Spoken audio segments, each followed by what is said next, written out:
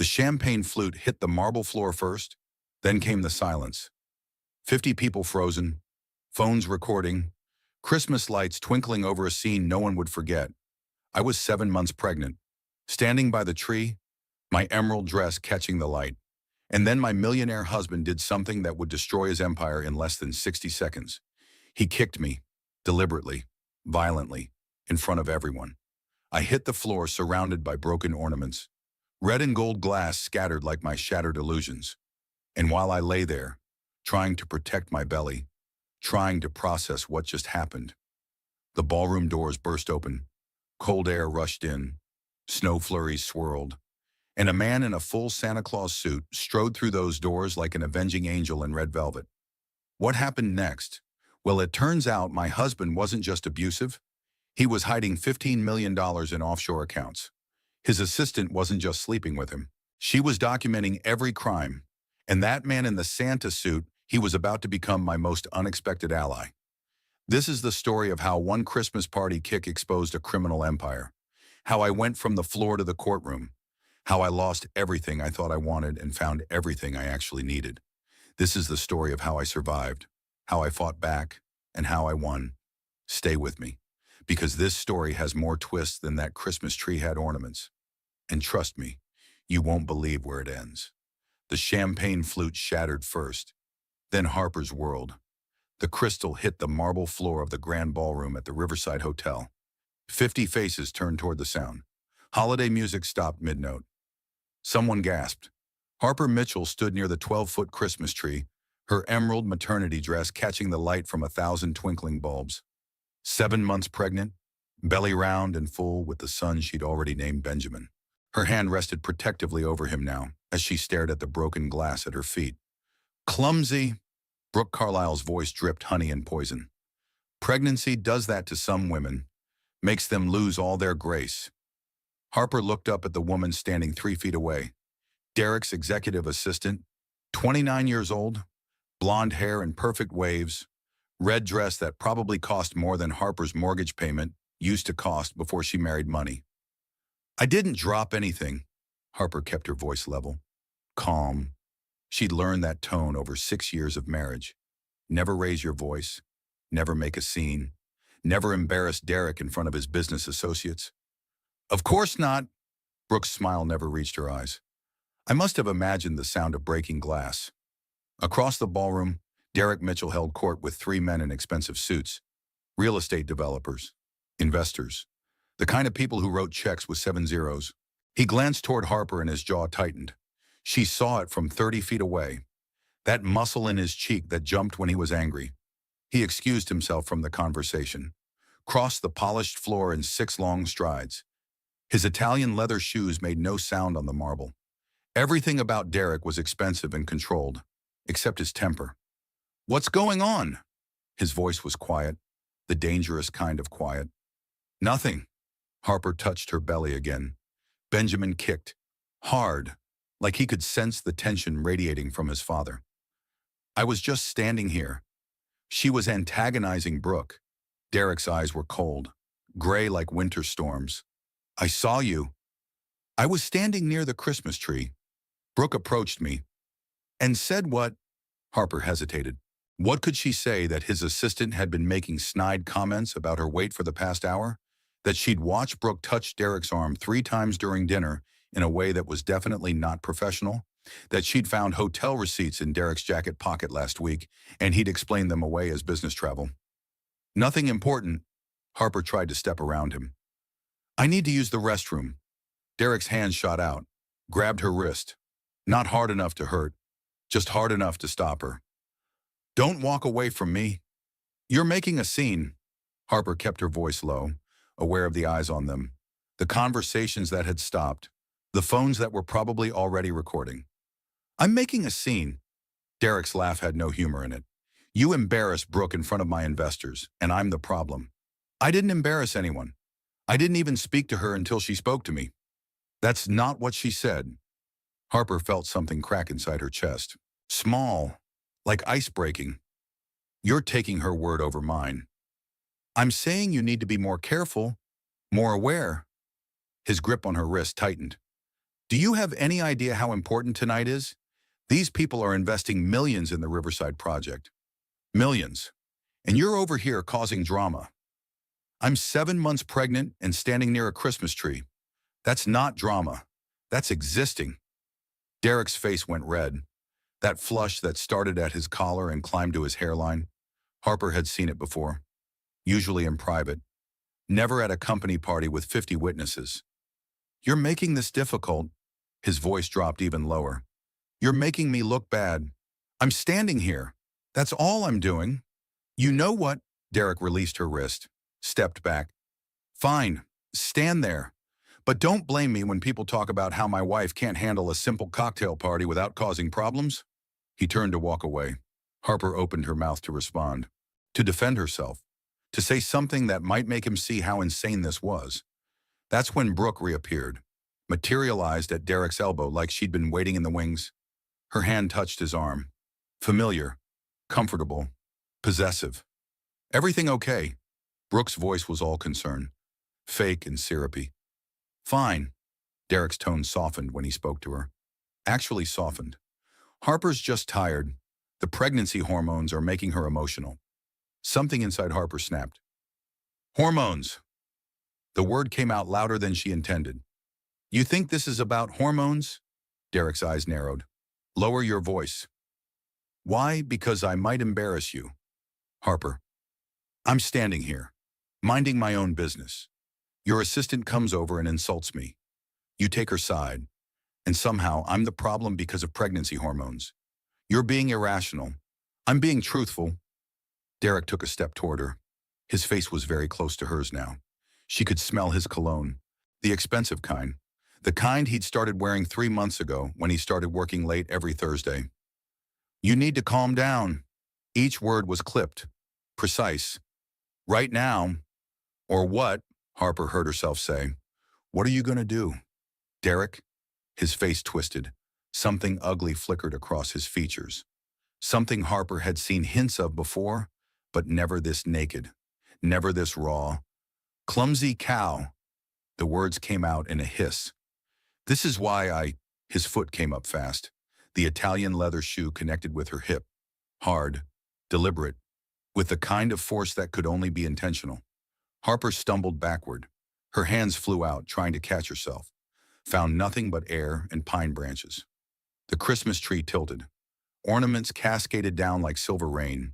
Red and gold glass balls shattered on the marble. The tree's lights flickered once, then went dark. She hit the floor hard.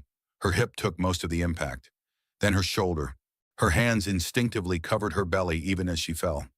Protecting Benjamin. Always protecting Benjamin. The emerald dress spread around her like a pool of green water. Silver ornaments scattered in a wide circle. Broken glass glittered under the chandelier light. The room was absolutely silent. Harper lay there, stunned. Her mind couldn't process what had just happened. Derek kicked her.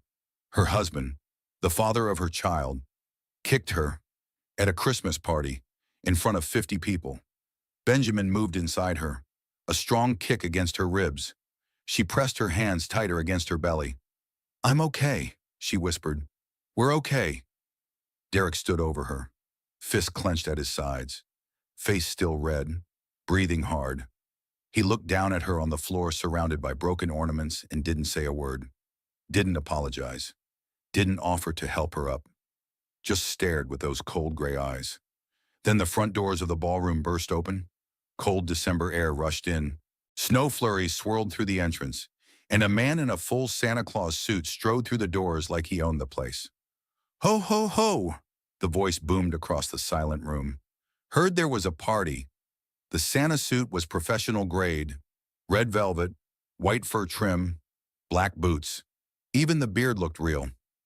The man stopped just inside the doors and surveyed the scene. His gaze moved from Harper on the floor to Derek standing over her, to Brooke with her hand still on Derek's arm. The Santa beard came off, revealed a man in his mid-30s. Strong jaw, dark hair, eyes that went from jolly to ice cold in the space of a heartbeat. What the hell is going on here? Ryan Carlisle's voice dropped all pretense of holiday cheer. Brooke went white. Actually white, like someone had drained all the blood from her face. Ryan, what are you doing here? Surprise! Ryan's smile had no warmth in it whatsoever. Finished my flight rotation early. Thought I'd surprise my wife at her boss's Christmas party.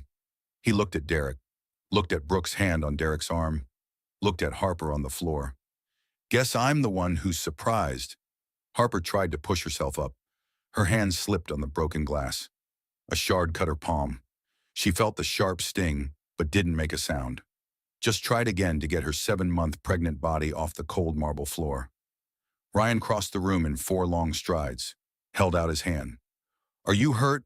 I don't know. Harper took his hand, let him pull her to her feet. Her legs shook. Her hip throbbed where Derek's shoe had connected. I think I'm okay. Did he hit you? Ryan's voice was very calm, very controlled. The kind of calm that came before storms. He kicked me. The words hung in the air. 50 people heard them. 50 phones were probably recording. Harper saw the cameras pointed at them, saw the shocked faces, saw Caroline Mitchell, Derek's mother, pushing through the crowd with her mouth already open to start damage control. You need to leave. Derek found his voice, directed it at Ryan. This is a private event. Ryan ignored him completely, kept his attention on Harper. Do you need an ambulance? Did you hit your head when you fell? I don't think so. I caught myself mostly. Mostly isn't good enough. You're pregnant. You need to be checked out. I'm calling security. Derek pulled out his phone. Go ahead. Ryan's tone didn't change. Call them. Call the police too while you're at it. I'm sure they'd love to see the 50 videos of you assaulting your pregnant wife. Derek's hand froze over his phone. His eyes darted around the room, saw all the cameras, all the witnesses. The calculation was almost visible on his face. Caroline finally reached them. She looked at Harper, looked at her son, and the first words out of her mouth were not concern for the pregnant woman on the floor. How could you ruin Derek's party? Caroline's voice was low but sharp. What were you thinking? Harper actually laughed. The sound came out wrong. Broken. I ruined it. Are you serious right now? You caused a scene. I got kicked. By your son. While I'm 7 months pregnant with your grandchild. Harper felt tears building behind her eyes. Refused to let them fall. Not here. Not now. And your first concern is that I ruined his party. A woman pushed through the crowd. Short dark hair. Scrubs under her winter coat like she'd just gotten off a shift. Elena Rodriguez, Harper's best friend since college. Her phone was in her hand, recording everything. Say that again. Caroline. Elena's voice was deadly calm. For the record, tell Harper again how this is her fault. Caroline's mouth opened, closed, opened again. This is a private family matter. This is assault, on camera. With 50 witnesses, Elena turned to Harper. Come on, I'm taking you to the hospital. I'm fine. You're 7 months pregnant and you just hit the floor. You're getting checked out. Non-negotiable. Ryan still held Harper's arm, steadying her. I'll go with you. You're not going anywhere. Brooke finally found her voice. Shrill, panicked. Ryan, this isn't what it looks like. Really? Ryan turned to look at his wife. Because it looks like you're at your boss's Christmas party with your hand on his arm while his pregnant wife is on the floor? What else should it look like? It's not, we're not. Brooke stammered. Save it. Ryan looked at Derek. How long? Derek said nothing.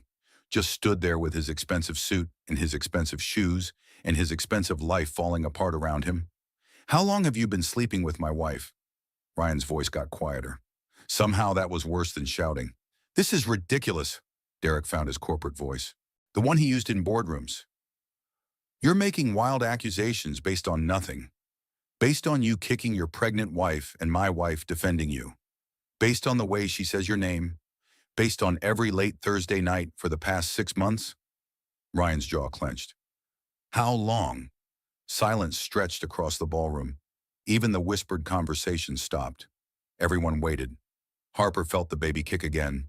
Strong, insistent, like Benjamin was telling her to pay attention, to remember this moment, to never forget it. Derek looked at Harper. For just a second, his mask slipped. She saw something in his eyes that made her stomach drop. Not guilt, not remorse, just cold calculation, like he was trying to figure out his next move. how to spin this, how to win. Then the mask slid back into place. Everyone needs to calm down. Derek spread his hands. Reasonable. Rational. This is a misunderstanding that got out of hand. Harper slipped. I tried to catch her. She fell into the tree. It was an accident. An accident. Elena's voice was flat. That's what you're going with. That's what happened. There are 20 phones that recorded something very different. Derek's smile was sharp. Angles can be deceiving. Video doesn't always show the full story. Harper watched him lie, watched him rewrite reality in real time, and realized with perfect clarity that this wasn't the first time. How many times had he done this before? How many times had he convinced her that her memory was wrong, that she was being too sensitive, that she was overreacting? Too many times. Way too many times. Elena touched Harper's arm. Hospital. Now. Harper nodded. Let Elena guide her toward the doors. Ryan walked on her other side, still in the Santa suit minus the beard. The absurdity of it would have been funny if everything wasn't so awful. She looked back once, saw Derek surrounded by his business associates, saw Caroline already spinning the story, saw Brooke hovering at the edge of the crowd, saw her life disintegrating in real time. The cold December air hit her face as they stepped outside. Snow fell softly, white and clean and pure, the complete opposite of everything she was feeling. I can't believe that just happened. Harper heard herself say the words. They sounded far away, like someone else was speaking. Believe it. Elena opened the back door of her car, helped Harper inside, and believe that we're documenting everything, every bruise, every witness, every frame of video. Ryan climbed into the front seat, didn't bother taking off the Santa suit, just sat there in red velvet and white fur while Elena drove toward Denver General Hospital. Harper closed her eyes, put both hands on her belly, felt Benjamin moving, strong, healthy, alive. We're going to be okay, she whispered, to him, to herself, to the future that had just fractured into a million pieces like Christmas ornaments on marble. I promise you, we're going to be okay. She wasn't sure if she believed it yet, but saying it out loud felt like the first step toward making it true. The emergency room at Denver General smelled like antiseptic and burnt coffee. Fluorescent lights flickered overhead. A television in the corner played the news with the sound off. December 23rd, 2 days before Christmas. The waiting room was full of people with holiday injuries. Harper sat in a wheelchair even though she insisted she could walk. Hospital policy. Elena had the insurance cards. Ryan stood by the check-in desk in his Santa suit, answering questions about his relationship to the patient. I'm a friend, his voice carried across the waiting room. I was at the party when it happened. The intake nurse didn't even blink at the Santa costume. And the nature of the injury. Assault? Her husband kicked her. She's 7 months pregnant. The nurse's fingers stopped moving on the keyboard. She looked up, looked at Harper. Did you file a police report? Not yet, Elena answered before Harper could. We came straight here. We'll have someone from Victim Services come talk to you. The nurse printed a bracelet, handed it to Elena. Room 12. Dr. Patel will be in shortly. Room 12 had pale yellow walls and inspirational posters about staying positive. Harper sat on the exam table covered in crinkly paper. Elena helped her out of the emerald dress, the beautiful maternity dress that Harper had bought specifically for tonight, the one that was supposed to make her feel elegant instead of huge. Careful. Elena's hands were gentle. Nurse hands, professional but kind. Let me see where he kicked you. Harper lifted her slip. A bruise was already forming on her left hip, dark purple spreading across pale skin. The shape of it was unmistakable. A shoe, a deliberately placed kick. Elena pulled out her phone, started taking pictures. This is evidence. Evidence of what? Whatever you decide it needs to be evidence of. Harper touched the bruise, winced. It doesn't hurt that much. Adrenaline. Give it an hour. Elena took photos from 3 different angles. Harper, I need to ask you something, and I need you to be honest. Okay. Has he done this before? The question hung in the sterile air. Harper wanted to say no, wanted to defend Derek, wanted to explain that he wasn't that kind of man, but the lie wouldn't come. Not like this. Harper's voice was barely above a whisper. He's grabbed my arms before, during arguments, left bruises once or twice, but he's never hit me, never kicked me, and definitely not in public. Elena's jaw tightened, but her hands stayed gentle. Grabbing hard enough to bruise is still abuse. I know, I always thought it was stress. The business, the pressure. He'd apologize after. Buy me flowers. Take me to dinner. Promise it wouldn't happen again. And did it happen again? Harper looked at the bruise on her hip, the perfect outline of a shoe. Obviously, a knock on the door. Dr. Patel entered, Indian woman in her 50s, with kind eyes and efficient hands. She looked at the bruise, looked at Elena's phone, looked at Harper's face. Tell me what happened. Harper told the story. Again. Each time she repeated it, the words felt more surreal, like she was describing something that happened to someone else. Not her, not Harper Mitchell, who'd married for love and built a life and decorated a nursery in soft blues and grays. Dr. Patel examined her thoroughly, checked her blood pressure, listened to Benjamin's heartbeat. The steady thump, thump, thump filled the small room. Harper closed her eyes and focused on that sound. Life, continuation, hope. Baby's doing great. Dr. Patel pulled off her gloves. Strong heartbeat, good movement. The placenta looks fine on the quick ultrasound. You were very lucky. Lucky? Harper tasted the word. It felt wrong in her mouth. Given what happened, yes. Lucky. Dr. Patel sat down on the rolling stool. But we need to talk about the bruising pattern. What about it? It shows deliberate force, not a stumble, not an accident. Someone kicked you with intention. Dr. Patel pulled out a form. I'm required to offer to document this for a police report. You don't have to file charges, but having the documentation gives you options later. Harper's hands went to her belly automatically. Protective. What kind of options? Legal ones, custody ones, safety ones. Dr. Patel's voice was gentle but firm. This is a picture of assault on a pregnant woman. That's a Class 4 felony in Colorado. The documentation doesn't force you to do anything. It just preserves evidence in case you need it. Elena touched Harper's shoulder. You don't have to decide right now. But Harper was thinking about Derek's face, the coldness in his eyes, the way he'd stood over her on the floor and not offered to help, the way he'd already started lying before the party even ended. Document it. Harper's voice was stronger than she felt. Take pictures, fill out the forms. I want everything recorded. Dr. Patel nodded. Spent the next 20 minutes photographing bruises from every angle, measuring, noting placement and size. Harper felt like a crime scene being processed, which, she supposed, she was. When it was done, Dr. Patel printed copies of everything, put them in a manila folder, handed it to Harper like she was passing over evidence of a whole life unraveling. You're clear to go home. Rest for the next 48 hours. If you have any bleeding, cramping, or decreased fetal movement, come back immediately. Dr. Patel paused at the door. And Harper, whatever you decide to do next, make sure you're somewhere safe. The word hung in the air after Dr. Patel left. Safe. What did that even mean anymore? Ryan was in the waiting room when they emerged. Still in the Santa suit.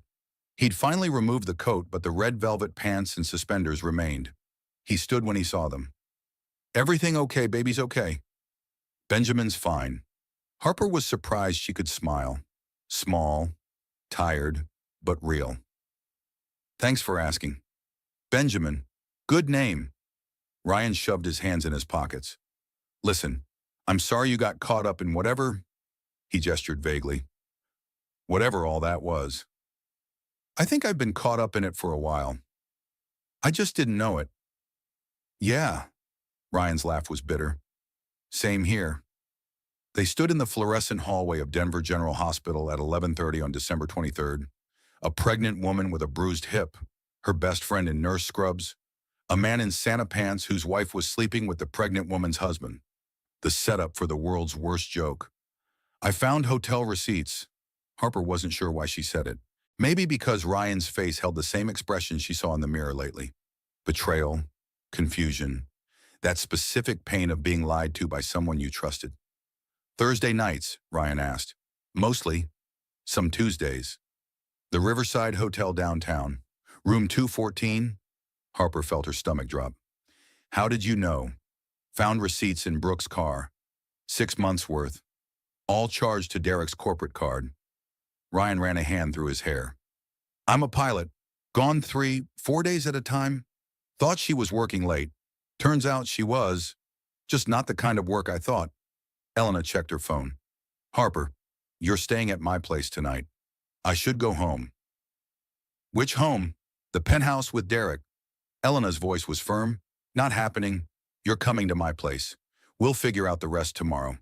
But Harper was already shaking her head. I can't just leave. All my things are there. The nursery. Benjamin's clothes. Things can be replaced. You can't be. Elena put a hand on Harper's arm. Tonight you sleep somewhere safe. Tomorrow we make a plan. Harper wanted to argue. Wanted to say she was overreacting. That Derek would apologize. That this was fixable. But she thought about the coldness in his eyes. The deliberate force of his kick. The way he'd started lying before she'd even gotten off the floor. Okay. The word felt like surrender and relief all mixed together. Okay. Ryan walked them to Elena's car. The snow had stopped. The parking lot was quiet. Denver sleeping under a blanket of white. Can I give you my number? Ryan asked Harper. In case you need anything. Witness statement. Whatever. Harper took out her phone. Her hands shook slightly as she typed in the contact information. Why are you helping me? Because I was there. I saw what happened. And I stood there for 10 seconds too long before I did anything. Ryan's jaw clenched. I'm a pilot. We have a saying, if you see something wrong, you speak up immediately. I froze. Let me make it right. Elena's car was warm. Harper sank into the passenger seat and felt exhaustion hit her like a wave. The adrenaline was wearing off, the reality setting in. Her hip throbbed. Her hand stung where she'd cut it on broken glass. Benjamin did slow rolls inside her belly. They drove through quiet Denver streets, past houses with Christmas lights, past empty parking lots and closed stores, past the life Harper thought she had towards something unknown. Elena's apartment was small, 1 bedroom, lived in and cozy in a way the penthouse never was. Elena gave Harper sweatpants and an oversized shirt, made her chamomile tea, turned on the gas fireplace. Harper sat on the couch with the tea warming her hands. She could see her phone on the coffee table. 43 texts, 12 voicemails. She didn't need to look to know who they were from. You should turn that off. Elena sat beside her. Tonight you rest. Tomorrow you deal with reality. But Harper reached for the phone anyway. Scrolled through the messages without opening them. All from Derek, starting with anger, moving to deflection, ending with what looked like love bombing. I'm so sorry, baby. Stress got to me. You know I'd never hurt you intentionally. Come home. We'll work this out. I'll do counseling, whatever you need. Think about Benjamin growing up in a broken home. Harper set the phone down. He's already rewriting history. Of course he is. That's what abusers do. Elena pulled a blanket over both of them. They hurt you. Then they make you question whether you were actually hurt. Make you think maybe you deserved it. Maybe you provoked it. Maybe it wasn't that bad. Was it that bad? Harper heard herself ask. I mean, I'm fine. Benjamin's fine. Maybe I'm blowing this out of proportion. Harper. Elena turned to face her. He kicked you while you were pregnant at a Christmas party in front of 50 people. There is no proportion that makes that okay. But no buts, no excuses. No, he was stressed, or I shouldn't have argued with him, or any of the stories he's been feeding you for 6 years. Elena's voice was fierce. You were standing near a Christmas tree. That's it. That's all you did. And he assaulted you. Harper felt tears building, fought them back, lost the battle. They came anyway. Silent at first, then harder, until she was sobbing into Elena's shoulder while the gas fireplace crackled and her phone kept buzzing with messages from the man who'd promised to love her through every season. I don't know what to do. Harper's voice was muffled against Elena's shirt. I don't know how to do this. You don't have to know tonight. Tonight you just sleep. But sleep felt impossible. Harper lay on Elena's pull-out couch at 3 in the morning, staring at the ceiling. Benjamin moved inside her. Little kicks and rolls, reminding her that she wasn't alone, that she couldn't afford to be weak or confused or forgiving. She picked up her phone, scrolled past Derek's messages, found the number Ryan had given her, hesitated, then typed, "Are you awake?" The response came 30 seconds later. "Yeah, can't sleep. You was same. Too much adrenaline." "How are you feeling?" Harper thought about lying, about saying she was fine, about maintaining the mask she'd worn for 6 years. Instead, she typed the truth. Scared, confused, angry, all of it. "That's normal. I've been going through Brooke's emails. Found things I wish I hadn't." "Like what?" "Like proof this wasn't just an affair. This was planning, strategy, like I was a mark." Harper sat up carefully. Benjamin protested the movement with a sharp kick to her ribs. "What do you mean?" Three dots appeared, disappeared, appeared again. "Can we meet tomorrow? I think we need to compare notes." "Okay, where?" "Somewhere public, neutral. The coffee shop on Larimer Street, 10 in the morning." Harper looked at the time. 3:17. Morning felt impossibly far away and too close all at once. "I'll be there." She set the phone down, lay back on the uncomfortable pull-out couch, put both hands on her belly and felt Benjamin's steady movements. "Just us now, kiddo." She whispered it into the dark. "But I promise you, I'm going to figure this out. I'm going to keep us safe. I'm going to be strong enough for both of us." Benjamin kicked in response, like he believed her even if she didn't quite believe herself yet. Outside Elena's window, Denver slept under fresh snow, clean, white, deceptive in its purity. By morning, the snow would be gray, with exhaust and dirt. By morning, everything would look different in daylight. By morning, Harper would have to start making decisions she wasn't ready to make. But for now, at 3:20 in the morning on December 24th, she just closed her eyes and tried to breathe. In, out, in, out. Still alive, still fighting, still here. Morning came too fast and too slow. Harper woke to sunlight streaming through Elena's apartment windows and Benjamin doing gymnastics against her bladder. For 3 perfect seconds, she forgot where she was and why. Then memory crashed back like a wave. The party, the kick, the floor, Derek's cold eyes, the hospital, the bruise. She touched her hip through Elena's borrowed sweatpants. The bruise had bloomed overnight. She could feel it without looking, deep and angry and unmistakable. Elena was already awake, coffee brewing in the kitchen. The smell made Harper's stomach turn. Morning sickness had mostly passed, but certain smells still got to her. "How'd you sleep?" Elena appeared in the doorway with a mug of tea. Chamomile. Decaf. Safe for pregnancy. "I didn't really." Harper accepted the tea gratefully. "What time is it?" 8:30. "You mentioned meeting Ryan at 10. I figure that gives you 90 minutes to shower and prepare yourself for whatever today is going to be." Harper sipped the tea. It was warm and bland and exactly what her nervous stomach could handle. "I need clothes. Everything I have is at the penthouse. We can stop by a Target on the way. Get you basics for now." Elena sat on the edge of the pull-out couch. "But Harper, we need to talk about what happens next." "I know. Do you? Because right now you're in shock. That's normal. But shock wears off. And when it does, you're going to have to make some hard decisions." Harper looked at her phone on the coffee table. 78 messages now. She hadn't opened any of them. "Like what?" "Like whether you're going to file charges, whether you're going to file for divorce, whether you're going to move out permanently or try counseling or any of 100 other options." Elena's voice was gentle but firm. "I know you're not ready to think about all that, but Derek's going to be pushing for answers. And you need to know what you want before you talk to him." "What I want?" Harper set down the tea, put her hands on her belly. "I want to rewind 24 hours. I want to not have a bruise on my hip. I want my husband to not be a man who kicks pregnant women." "I know, but that's not an option. So what do you actually want for real?" Harper closed her eyes, tried to find the answer inside the confusion and fear. "I want out."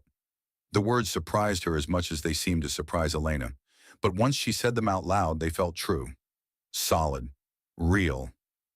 Out meaning divorce. Out meaning I can't do this anymore. I can't spend the next however many years walking on eggshells, wondering when he'll lose his temper again, making excuses, pretending everything's fine when it's not. Harper opened her eyes. "I can't raise Benjamin in that. I won't. Elena squeezed her hand. Okay, then that's what we work toward. How he has money, lawyers. His mother already started spinning the story last night. I have a suitcase at your apartment and a bruise that'll fade in 2 weeks. You also have 50 witnesses, multiple videos, medical documentation, a police report that Dr. Patel filed with your consent. Elena pulled out her phone, pulled up a contact. And you have this guy? Harper looked at the name on the screen. James Porter, family law attorney. Who's that best divorce lawyer in Denver? Specializes in high-asset divorces with abuse components. He's expensive, but he's worth it. Elena hit dial, put it on speaker. He's also my second cousin. Owes me a favor for helping his daughter through nursing school. The phone rang twice before a male voice answered. Measured, calm, professional. James Porter. James, it's Elena Rodriguez. I need a favor. Elena, always good to hear from you. What's the favor? I have a friend who needs a lawyer, domestic violence situation, pregnant, husband with deep pockets, happened at a very public Christmas party, so there's documentation. Silence on the other end. Then, how public? 50 witnesses, multiple videos, already going viral on social media. Who's the husband? Derek Mitchell, Mitchell Development Group. More silence. Longer this time. The real estate guy. I've heard of him. Reputation for being aggressive in business dealings. A pause. When can your friend come in? Tomorrow too soon. Tomorrow's Christmas. How about the day after 10 in the morning? Elena looked at Harper, raised an eyebrow in question. Harper nodded. She'll be there. Good. Tell her to bring everything. Medical records, photos, videos, anything that documents what happened. James paused. Elena, how bad are we talking? He kicked her, 7 months pregnant, at his company Christmas party. Jesus. James's professional tone cracked slightly. Okay, I'll see her on the 26th. And Elena, tell your friend she's going to be okay. The call ended. Elena looked at Harper. Okay, I don't know if I can afford. We'll figure that out later. Right now, you just need to know you have options. Elena stood. Come on, let's get you showered and dressed. You've got a meeting in 90 minutes. Target was surreal. All the normal people doing normal December 24th shopping, last-minute gifts, emergency ingredients for holiday dinners. Harper walked through in a daze. Elena grabbed basics, maternity jeans, 3 comfortable shirts, underwear, socks, a warm coat since Harper's was still at the penthouse. Do I need pajamas? Harper stared at the sleepwear section like the answer to some cosmic question might be hiding in flannel. You're wearing mine tonight. We can get you more later. Elena steered her toward checkout. One day at a time, remember, one day at a time. Harper repeated it like a mantra, like if she said it enough times she might believe it. The coffee shop on Larimer Street was busy with pre-Christmas traffic. Harper found a table in the back corner, private but public enough to feel safe. Elena had offered to come, but Harper said no. This conversation needed to happen between her and Ryan, 2 people trying to piece together how their lives had imploded. Ryan arrived at 10:03, no Santa suit this time, just jeans and a sweater, and the kind of exhaustion Harper recognized from her own mirror. He got coffee, sat down across from her, didn't say anything for a long moment. How are you feeling? He finally asked. Sore, confused, angry. Harper wrapped her hands around her decaf latte. You? Same. Haven't slept. Spent the night going through everything. Bank statements, emails, texts. He pulled out a tablet, set it on the table between them. I found some things you need to see. About the affair. About everything. Ah, Ryan's jaw tightened. Harper, I don't think this was just an affair. I think it was a plan. Harper felt cold despite the coffee shop's heat. What do you mean? Ryan opened the tablet, pulled up a spreadsheet. These are Brooke's bank records. I hacked her laptop. Not proud of it, but I'm past caring about ethics right now. He turned the screen toward Harper. Look at these deposits. Harper looked, saw monthly transfers, $2,500, consistent, going back 2 years. What is this? Derek's been paying Brooke's mortgage for 2 years, long before the affair started. At least I think it was before the affair started. Ryan scrolled down. But here's what's interesting. Look at the dates. He highlighted certain rows. Harper saw a pattern, large deposits, then a few days later transfers out to offshore accounts. I don't understand. Derek's been using Brooke to launder money? Look, Ryan pulled up another file. These correspond to his real estate deals. Money goes in right before closing, routes through offshore accounts, comes back clean after the deal's done. Harper stared at the numbers. Her brain struggled to process what she was seeing. He's been committing fraud for at least 2 years, probably longer. Ryan pulled up more files. Brooke documented everything. I think she was building insurance, leverage in case Derek ever tried to fire her or cut her loose. How did you find all this? She kept backup files, encrypted but not very well. She's meticulous, organized, the kind of person who keeps receipts for everything. Ryan leaned back. I think she thought if things went south with Derek, she'd need proof, leverage, something to protect herself with. Harper thought about Brooke at the party, the possessive hand on Derek's arm, the way she defended him even after he kicked his pregnant wife. Why would she need protection from him? Because men like Derek don't let people walk away with their secrets. Ryan's voice was flat. Brooke wasn't just his mistress, she was his accomplice. And accomplices are liabilities. The coffee shop suddenly felt too warm, too crowded. Harper could hear conversations around her. Normal people talking about normal things. Christmas plans, gift exchanges, family dinners, all the things that used to be her life. What are you going to do with this? Harper gestured at the tablet. Give it to your lawyer. Let the professionals handle it. Ryan met her eyes. But I wanted you to see it first. Wanted you to know what you're dealing with. Because Derek's not going to go quietly. He's going to fight. And he's going to fight dirty. He already started. Harper pulled out her phone. Showed Ryan the string of messages. The progression from anger to apology to manipulation. He's already trying to spin this. Make me seem unstable. Blame it on pregnancy hormones. Ryan scrolled through the messages. His expression got darker with each one. Classic Darvo. What a deny, attack, reverse victim and offender. It's a manipulation tactic. Ryan handed back the phone. He'll say you're crazy, emotional, unreliable. He'll make himself the victim of your instability. Watch.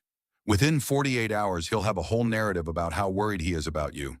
As if on cue, Harper's phone buzzed. Instagram notification. She opened it.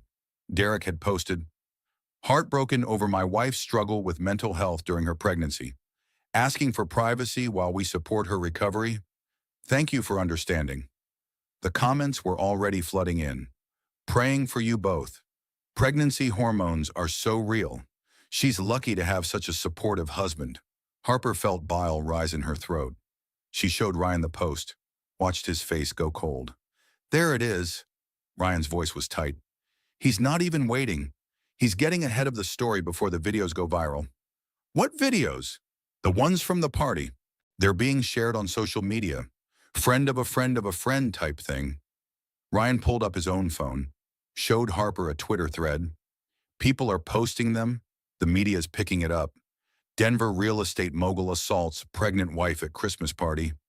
It's getting traction. Harper watched the video of herself falling.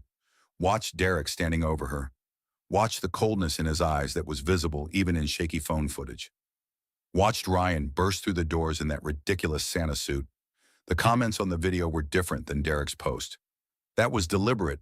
He just kicked her. Someone call the police. That poor woman? Two narratives forming. Two versions of reality. Derek's carefully crafted story versus raw footage. Harper wondered which one people would believe. My lawyer says social media works both ways, Ryan said. Derek can try to spin it, but there's too much footage.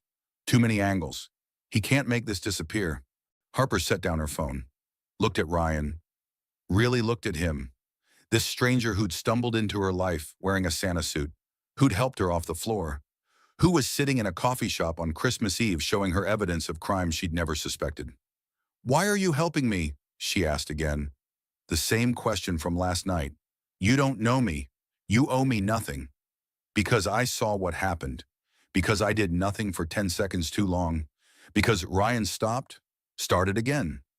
Because I was married to the woman who helped him hurt you. And I need to do something right. His honesty hit Harper in the chest. She understood it.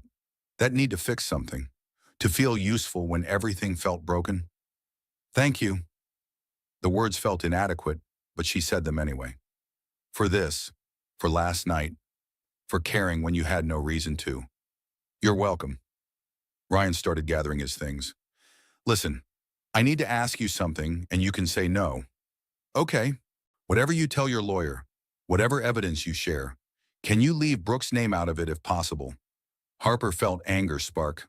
She's sleeping with my husband. She helped him lie. She stood there while I was on the floor and defended him. I know, trust me, I know. Ryan's voice was tired.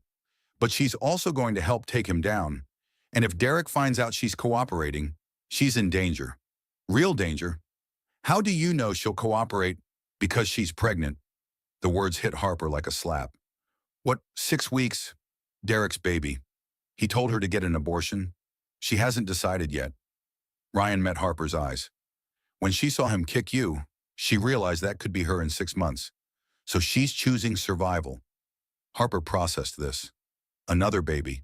Another woman carrying Derek's child. The symmetry was nauseating. She's going to testify against him. If it keeps her safe, yes. Ryan stood. I'm not asking you to forgive her. I'm asking you to use her.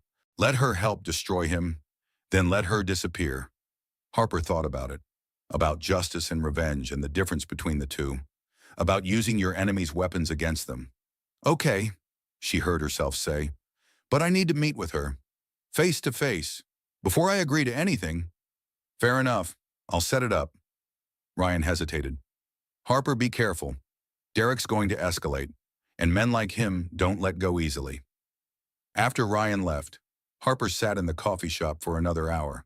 She watched normal people do normal things. She drank her cold decaf latte. She felt Benjamin move inside her with strong, insistent kicks. Her phone buzzed. Text from her mother. Sweetheart, I heard about the party. Are you okay? Call me when you can. Harper stared at the message. She hadn't called her mother, hadn't wanted to explain, hadn't wanted to hear, I told you so, even though Vivian had never actually said she didn't like Derek. She just never seemed completely comfortable with him either. Harper typed back, can I come over? The response was immediate, always. I'll put the kettle on. Vivian Hayes lived in the same house Harper grew up in, a modest 2-story in the Highlands neighborhood. White siding, blue shutters, a garden that bloomed with roses every June. Harper's father had died 4 years ago. Heart attack at 62. Too young, too sudden. Vivian had stayed in the house anyway. Said it still smelled like him if she looked hard enough. Harper sat in Elena's borrowed car outside the house for 5 full minutes before she could make herself go inside. This felt like admitting defeat, like running home to mom because she couldn't handle adult life. At 32 years old, 7 months pregnant, a failure. But Benjamin kicked and Harper remembered she didn't have the luxury of pride anymore. Vivian opened the door before Harper could knock. Must have been watching from the window. She took one look at her daughter's face and pulled her inside without a word. The house smelled like cinnamon and coffee. Christmas decorations everywhere. The same ones from Harper's childhood. Mismatched ornaments, homemade stockings, a ceramic nativity scene that was missing baby Jesus because the cat broke it in 1998. Sit. Vivian guided Harper to the kitchen table. Tea or hot chocolate? Tea. Harper sat carefully. Her hip protested. The bruise was getting worse, not better. Vivian busied herself with the kettle, pulled out mugs. The silence stretched, but it wasn't uncomfortable. Just the quiet of someone who'd known you since birth, who didn't need words to understand. Finally, with tea steaming between them, Vivian spoke. Tell me everything. So Harper did. All of it. The party, Brooke's comments, Derek's anger, the kick, the floor, the hospital, Ryan's evidence, the offshore accounts, the fraud, the second pregnancy. Everything she'd been holding together for the past 18 hours spilled out in a rush. Vivian listened without interrupting, her hands wrapped around her mug. Her face got tighter with each detail, but she didn't speak until Harper finished. Okay. Vivian set down her tea. First question, are you safe? Is the baby safe? Yes, Benjamin's fine. I'm staying at Elena's. Good. Second question. What do you want to do? I want out. I want to divorce him. I want to never see him again. Harper's voice cracked. I want to rewind 6 years and not marry him in the first place. I know, sweetheart.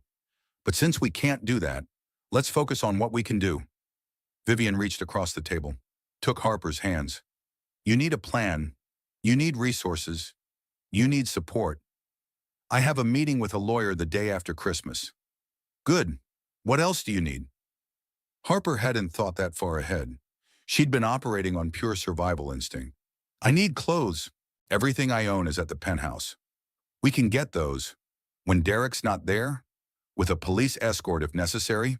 Vivian squeezed her hands. What else? Money. He controls everything. The accounts are in his name. I have my own account, but it's not enough to start over with. How much do you have? Maybe $8,000. That's my emergency fund from before we got married. Everything I've made since has gone into joint accounts that Derek manages. Vivian nodded slowly. Did you have a prenup? Yes, everything's separate. I leave with what I brought in. Harper felt tears building, which was basically nothing. A $20,000 savings account that I used for the wedding, my paid-off Honda that I traded in for the BMW Derek wanted me to drive, my grandmother's jewelry. The jewelry's yours. That's separate property regardless of prenup. Vivian stood, walked to the cabinet, pulled out a checkbook. How much do you need to get started? Mom, I can't. You can and you will. How much? Harper thought about it. Rent deposit. First and last month. Utilities. Baby supplies since everything she'd bought was at the penthouse. 5,000. Maybe I can pay you back when you'll pay me back by being safe and healthy and raising my grandson. Vivian wrote the check, ripped it out, set it on the table. This is 10,000. That gives you breathing room. Harper stared at the check. That's too much. It's not enough, but it's what I have liquid right now. Your father's life insurance is in mutual funds. I can liquidate some if you need more. No, God, no. Harper picked up the check, felt the weight of it. This is more than enough. Thank you. Don't thank me for helping my daughter escape an abusive marriage. Vivian sat back down. Her voice was tight. I should have said something sooner. What do you mean? I never liked him. You know, Derek. Vivian wrapped her hands around her cooling tea. He was too smooth, too practiced. Everything he said felt rehearsed, like he was performing even when he thought he was being genuine. Harper felt something cold in her chest. You never said anything. Would you have listened? Honest answer. Probably not. Harper had been 26 and in love with a successful, handsome man who seemed perfect. She wouldn't have heard criticism. Maybe not, Harper admitted. But maybe I should have. Maybe he was different then. Or maybe he just hit it better. Vivian leaned forward. Either way, you're here now. And now we deal with reality. They sat in silence for a moment. The kitchen clock ticked. Outside, kids played in the snow. Normal life continuing while Harper's fell apart. I'm scared, Mom. Harper's voice was small. What if I can't do this alone? What if Derek fights for custody? What if he wins? Then we fight harder. Vivian's voice was steel wrapped in warmth. You're not alone. You have me. You have Elena. You have lawyers and evidence and 50 witnesses. Derek has money, but money doesn't always win. Harper wanted to believe that, but she'd seen how the world worked. Money bought good lawyers bought favorable outcomes. Derek had both. As if reading her mind, Vivian continued. And if money does try to win, we'll make it so expensive and so public that he'll wish he'd just let you go quietly. Harper looked at her mother, really looked at her, 58 years old, silver streaking through her brown hair, lines around her eyes from smiling, hands that had changed Harper's diapers and bandaged her scraped knees and held her through every heartbreak. How are you so strong? Harper asked. Practice, necessity, spite. Vivian smiled slightly. Mostly spite. Your father used to say I was too stubborn to quit at anything. I miss him. Me too. But he'd be so proud of you right now. For getting kicked by my husband at a Christmas party, for having to run home to my mother at 32, for surviving, for protecting your son. for having the courage to leave. Vivian squeezed her hands. That takes more strength than staying ever did. Harper's phone buzzed. She ignored it. It had been buzzing all morning. Derek, his mother, unknown numbers that were probably Derek's lawyer or publicist or whoever was helping him spin the narrative. You should turn that off. Vivian nodded at the phone. Give yourself one day without his voice in your head. Harper considered it, then shook her head. I need to know what he's doing, what story he's telling, so I can counter it. Fair enough, but don't respond. Not yet. Make him wait. Make him wonder. Men like Derek hate not being in control. That was true. Derek needed to manage outcomes. To know what was happening and when, uncertainty made him dangerous. Harper pulled up Instagram again. Derek's post had 500 comments now, most supportive of him, a few questioning the timing given the video circulating. Caroline Mitchell had commented, praying for you both. Mental health is so important. The narrative was forming. Harper was unstable, emotional, unreliable. Derek was the concerned husband trying to help his troubled wife. Harper showed her mother. Watch Vivian's face darken. That woman. Vivian's voice was cold. I met Caroline exactly 3 times before your wedding. Each time she found a way to criticize something. Your dress, your hair, your family. I wanted to punch her. Why didn't you? Because I was trying to be gracious? More fool me. Vivian looked at the comments. She's going to be a problem. She already is. She was at the party, saw the whole thing, and her first response was to tell me I'd ruined Derek's night. Of course it was. Women like Caroline enable men like Derek. They make excuses. They minimize. They protect their sons at the expense of everyone else. Vivian set down the phone. She's going to fight you on this. I know. Good. Then you won't be surprised when she does. Harper's phone rang. Unknown number. She almost declined it. Then something made her answer. Hello, Mrs. Mitchell. This is Detective Sarah Reeves with the Denver Police Department. Do you have a moment to talk? Harper's heart rate spiked. Yes, of course. I wanted to follow up on the incident from the party. Dr. Patel filed a report, but I'd like to get your statement directly. Would you be available to come into the station? When how's today, if possible? I know it's Christmas Eve, but given the nature of the assault and the public attention it's getting, I'd like to move quickly. Harper looked at her mother. Vivian nodded. I can come today. What time? How about 2 in the afternoon? That gives you a few hours to prepare yourself. Okay, I'll be there. Thank you, Mrs. Mitchell. I know this is difficult, but I promise we'll handle it professionally. The call ended. Harper set down the phone, looked at her mother. I have to give a police statement. Good. Vivian stood. Let's get you ready. You're going to tell them exactly what happened. Every detail. No minimizing. No protecting Derek's image. Just the truth. What if they don't believe me? Then they don't, but at least it'll be on record. And Vivian waited until Harper met her eyes.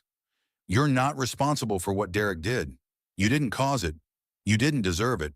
And you're not obligated to minimize it to make him look better. Harper felt something shift inside her chest.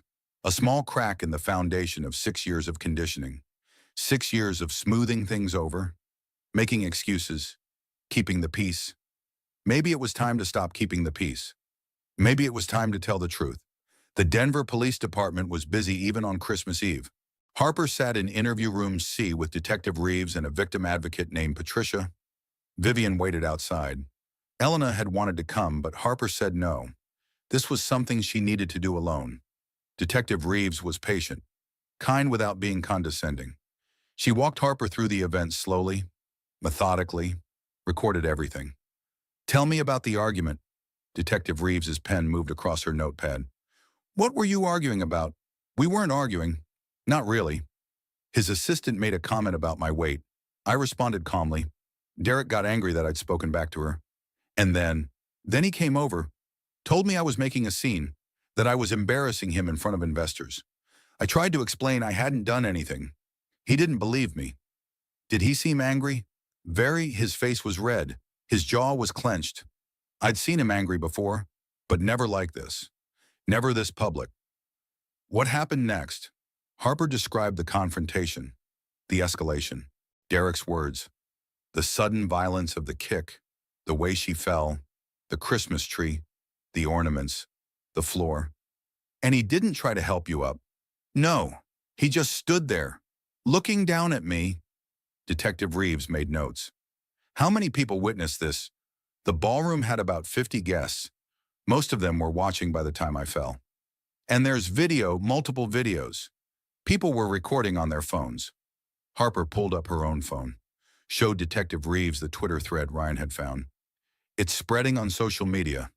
Detective Reeves watched the videos. Her face remained professionally neutral, but her jaw tightened slightly. This shows deliberate force. He didn't stumble. He kicked you with intent. Yes.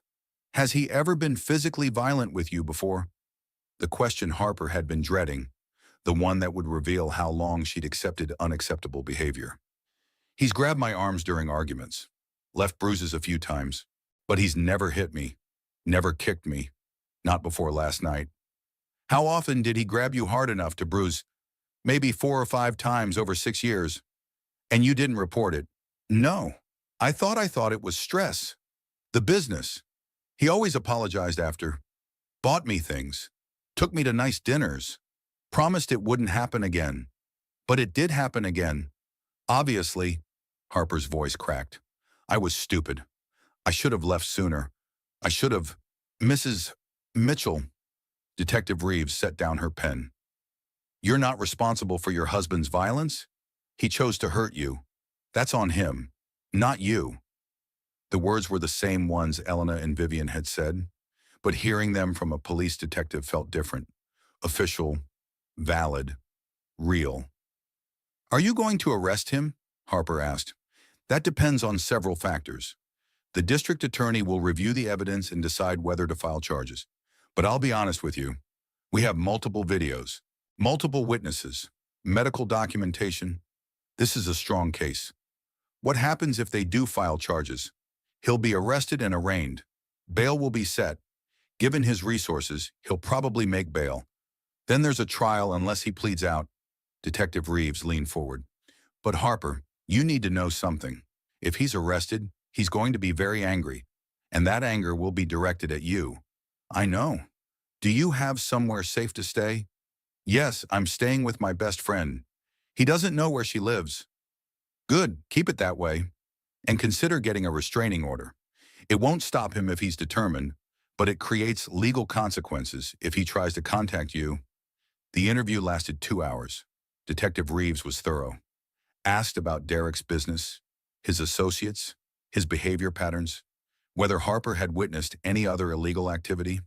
Harper thought about Ryan's tablet, the offshore accounts, the money laundering, the fraud that had apparently been happening for years. I think he might be involved in financial crimes, Harper said slowly. I don't have proof, but I know someone who does. Detective Reeves's eyes sharpened. What kind of financial crimes? Money laundering, maybe fraud. I'm not sure exactly, but his executive assistant has been helping him. She documented everything. The same executive assistant from the party, yes, Brooke Carlisle, and she has documentation. According to her husband, he found files on her laptop. Detective Reeves made notes. I'll need to talk to him. Can you get me his contact information? Harper sent Ryan's number, watched Detective Reeves add it to her file, felt the case expanding beyond just the assault, beyond just the marriage, into something bigger. Mrs. Mitchell, I want to be clear about something. Detective Reeves closed her notepad. If Derek is involved in financial crimes, that's federal jurisdiction. The FBI will get involved. This case could get very complicated very quickly. Good. Harper surprised herself with the vehemence in her voice. I want it complicated. I want him to face consequences for everything he's done. Detective Reeves smiled slightly. Okay then, let's make it complicated. Harper left the police station at 4:30. Christmas Eve afternoon. The sun was already setting. Denver was quiet. People home with their families, preparing for tomorrow, baking cookies, wrapping presents, being normal. Vivian drove Harper back to Elena's apartment. They didn't talk much. Harper was exhausted, emotionally drained, but also strangely energized. She'd told the truth. Officially, on record. No taking it back now. Elena had Chinese takeout waiting. They ate in comfortable silence. 3 women on Christmas Eve, all alone for different reasons. Elena was between relationships. Vivian was widowed. Harper was leaving her husband. Merry Christmas to us. Elena raised her beer. Vivian had wine. Harper had sparkling apple cider. Merry Christmas. Harper clinked glasses. Felt Benjamin kick in response to the bubbles. Next year will be better. Next year you'll have a baby. Elena smiled. Everything will be chaos and exhausting and perfect. Harper hoped she was right. Her phone buzzed. Unknown number. Text message. Mrs. Mitchell, this is James Porter. Elena gave me a heads up about your situation. I wanted to reach out personally before our meeting. I know this is incredibly difficult, but I want you to know you're not alone. We're going to get through this. Merry Christmas. Harper showed the message to Elena. Your cousin. Second cousin. But yes, I told you he's the best. Harper saved the number. Typed back a simple thank you. Set down the phone. Outside Elena's window, Denver glittered with Christmas lights. Families gathered in warm houses. Stockings hung by fireplaces. Trees surrounded by presents. All the traditions Harper had imagined sharing with Derek and Benjamin. Instead, she was here, in her best friend's apartment, eating Chinese food on Christmas Eve, 7 months pregnant, bruised, scared, starting over, but also safe, also supported, also strong enough to have walked away. Harper put her hand on her belly, felt Benjamin's steady movements. Merry Christmas, baby boy, she whispered. Next year will be better. I promise. The day after Christmas felt strange. December 26th. The world resuming normal operations after 48 hours of forced festivity. Harper woke on Elena's pull-out couch to her phone ringing. Ryan's number. Hello. Harper, it's Ryan. Are you awake? I am now. What's wrong? Nothing's wrong, but I need to show you something. Can you meet me same coffee shop as before? Harper checked the time. 8:15. Her meeting with James Porter was at 10. I have a lawyer appointment at 10. This won't take long. I think you need to see this before you meet with your lawyer. Something in his voice made Harper agree. Okay, I can be there by 8:45. Perfect. See you then. Harper showered quickly, dressed in her new Target clothes, maternity jeans and an oversized sweater. Nothing fancy. She was done trying to look perfect. The coffee shop was less crowded than Christmas Eve. Just a few people getting their post-holiday caffeine. Ryan was already there. 2 tablets on the table. His expression was grim. What is it? Harper sat down carefully. Her hips still hurt. Brooke wants to talk to you. Face to face. Today, if possible. Harper felt anger spike. Why would I want to talk to her? Because she has everything. 3 years of Derek's financial crimes. Documented. Backed up. Ready to hand over. Ryan slid 1 tablet toward Harper. But she wants to make a deal first. What kind of deal? Immunity. Protection. Help disappearing when this is over. Ryan met Harper's eyes. She's scared. Genuinely terrified. Derek's called her 40 times since the party. Left messages that are definitely threatening. Good. She should be scared. She helped him. I know, believe me, I know. Ryan's voice was tight. But she's also the key to taking him down completely. Not just for assault, for everything. Harper looked at the tablet, saw file names, dates, amounts. What am I looking at? 3 years of wire transfers, money laundering, tax evasion, bribery. Derek's been running a whole separate business alongside his legitimate development company, using it to hide money, avoid taxes, pay off building inspectors and city officials. Harper scrolled through the files, saw numbers that made her stomach drop. Millions of dollars, dozens of transactions, a whole criminal enterprise she'd never suspected. How did I not know? She asked quietly. Because he compartmentalized. Work was work. Home was home. You weren't supposed to know. Ryan pulled up another file. But Brooke knew. She facilitated it all, and she kept copies of everything. Why insurance, leverage, smart planning? Ryan shrugged. Pick your reason. Point is, she has it, and she's willing to trade it for protection. Harper thought about using her husband's mistress to destroy him, about making deals with people she hated, about the difference between justice and revenge. I need to meet with her, Harper heard herself say, before I decide anything. Okay, when? After my lawyer meeting, around noon. I'll set it up. Neutral location, public but private, maybe a park. Washington Park, near the lake. There are benches. I'll tell her. Ryan hesitated. Harper, I know this is hard. I know you hate her, but try to listen with an open mind. She's not a good person, but she might be a useful person. After Ryan left, Harper sat in the coffee shop until 9:30. Then she drove to James Porter's office, downtown Denver. 17th floor, windows overlooking the mountains. James Porter was mid-40s, graying at the temples. Sharp suit, sharper eyes. He shook Harper's hand and gestured to a chair. Harper Mitchell, I've heard a lot about you in the past 48 hours. From Elena. From the news, from social media. Your situation has garnered quite a bit of attention. James sat behind his desk, which can work for us or against us. Depends how we play it. How do we play it? By being smart, strategic, ruthless when necessary. James pulled out a legal pad. Tell me what you want, not what you think you can get.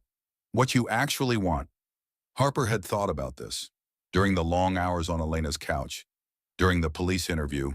During every moment since Derek's shoe connected with her hip. I want full custody of Benjamin. I want enough money to start over. I want Derek to face consequences for everything he's done. She paused. And I want to never have to see him again. Okay, let's talk about what's possible. James made notes. Colorado is an equitable distribution state. That prenup you signed was solid, but you're pregnant. That changes things. How because you're carrying his child, the court has to consider the best interests of the minor. That includes financial support, housing, stability. James looked up. Your prenup said you leave with what you brought in, but that was negotiated before you had a child together. We can argue it's no longer applicable. Can we win that argument? Maybe. Depends on the judge. But even if the prenup stands, you're entitled to child support.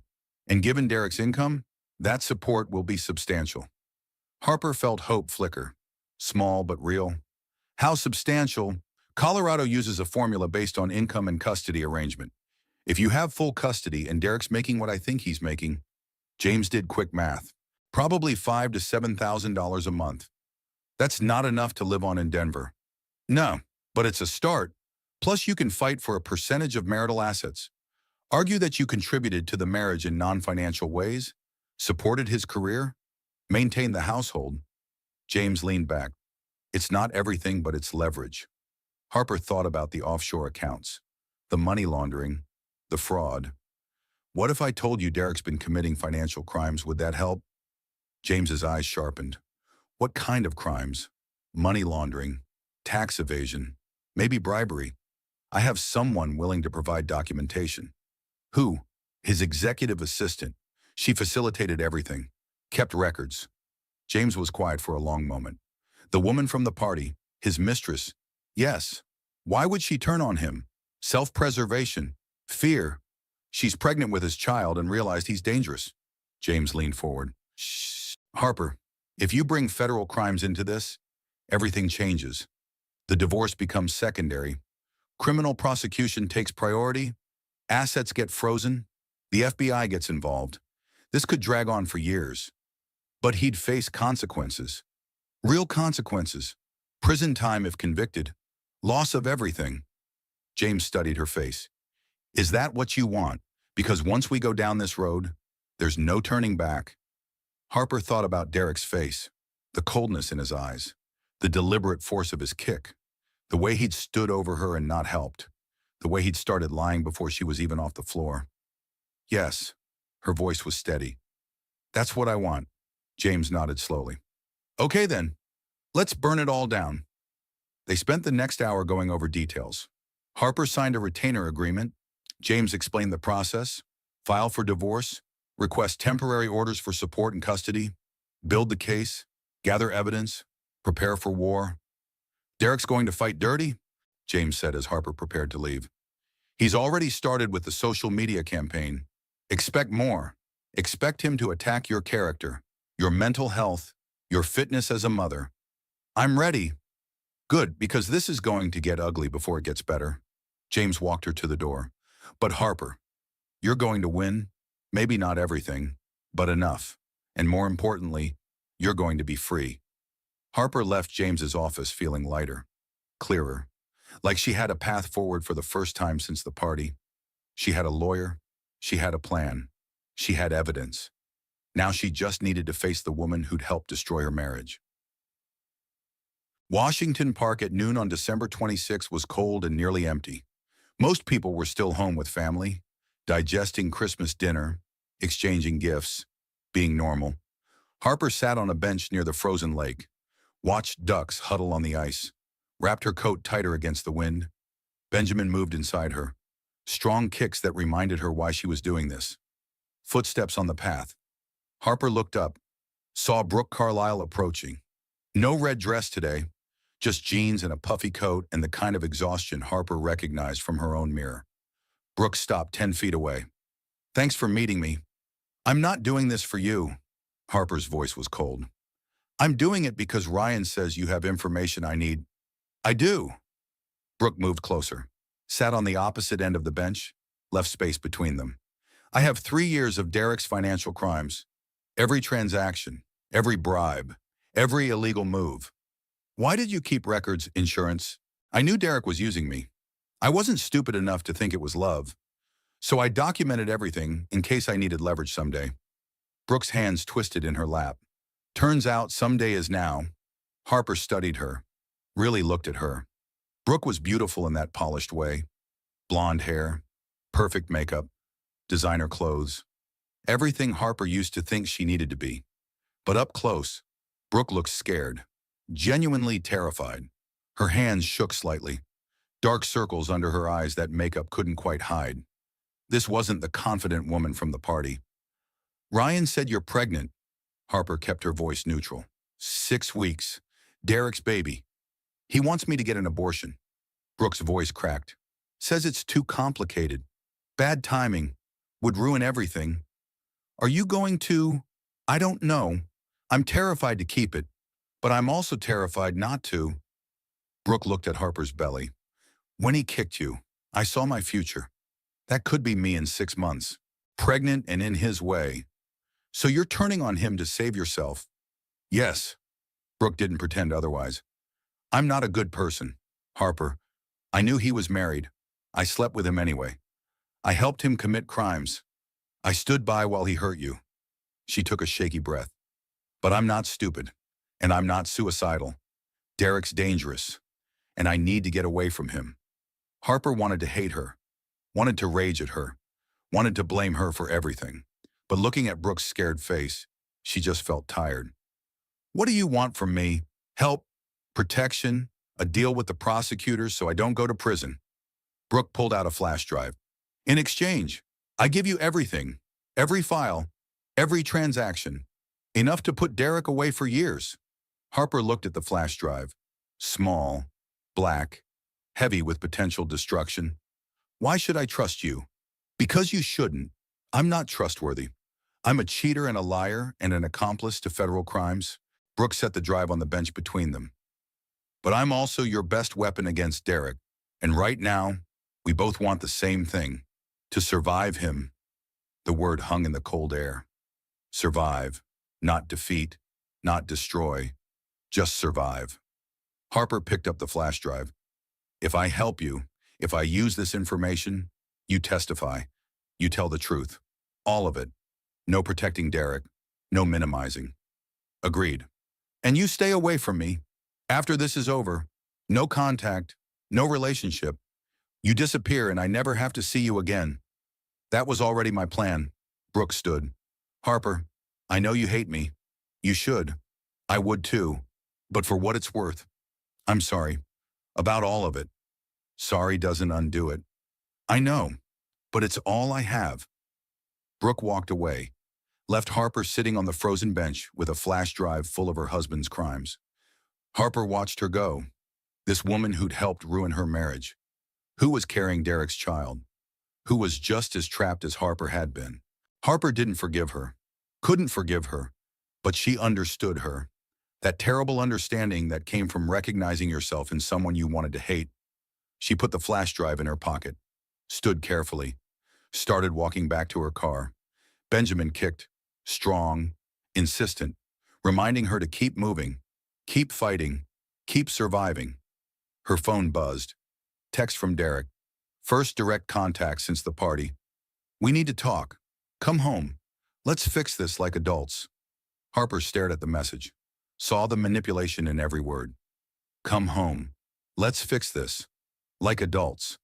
Like she was the one being childish. Like she was the problem. She typed back, talk to my lawyer. Deleted it. Typed again. My lawyer's name is James Porter. All communication goes through him. Sent it.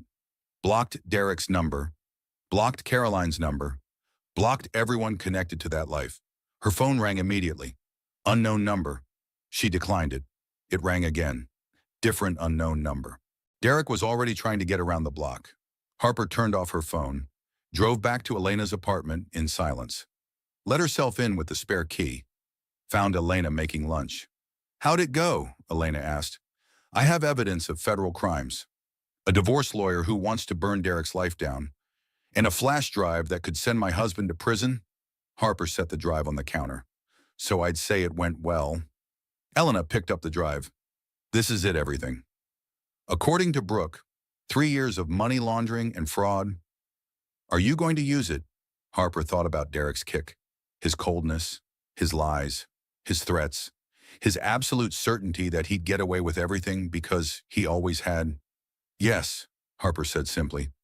I'm going to use it, and I'm going to watch him fall. 3 days after Christmas, Derek was arrested. Harper heard about it from Detective Reeves. A phone call at 7 in the morning. The DA had filed charges. Assault on a pregnant woman, Class 4 felony. Derek had been taken into custody at 6:30. Arraignment scheduled for 9. Do you want to be there? Detective Reeves asked. Harper thought about it, about seeing Derek in handcuffs, about watching him face consequences, about the satisfaction versus the pain. No, she said finally. I don't need to see it. But Elena went, sat in the back of the courtroom and texted Harper updates. He looks awful, 3 days of beard, rumpled suit. His lawyer is expensive, like $500 an hour expensive. Judge set bail at $500,000. Derek looked shocked. Caroline is here, writing the check. He's going to make bail. He's out, wearing an ankle monitor. House arrest pending trial. Harper read the text from the spare bedroom at her mother's house. She'd moved there yesterday. Couldn't stay at Elena's forever. Needed her own space. Vivian had set up the room with everything Harper might need. Comfortable bed, small dresser. The walls were still covered with Harper's high school swim team ribbons and college acceptance letters. Coming home at 32 felt like failure and safety all mixed together. Are you okay? Vivian appeared in the doorway with tea. I don't know. He's under house arrest, but he's still out there. Still free. Still able to hurt me. He has an ankle monitor. He violates the restraining order, and he goes back to jail immediately. Vivian sat on the edge of the bed.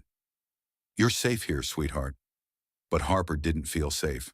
She felt exposed, vulnerable, like Derek could reach through the walls and hurt her just by existing. Her phone buzzed. James Porter. Heard about the arraignment? How are you holding up? Harper typed back. Okay, I guess. Waiting for the next disaster. Understandable. Can you come to my office this afternoon? I want to go over the flash drive contents. See what we're working with. What time? 2. I'll be there. Harper spent the morning organizing.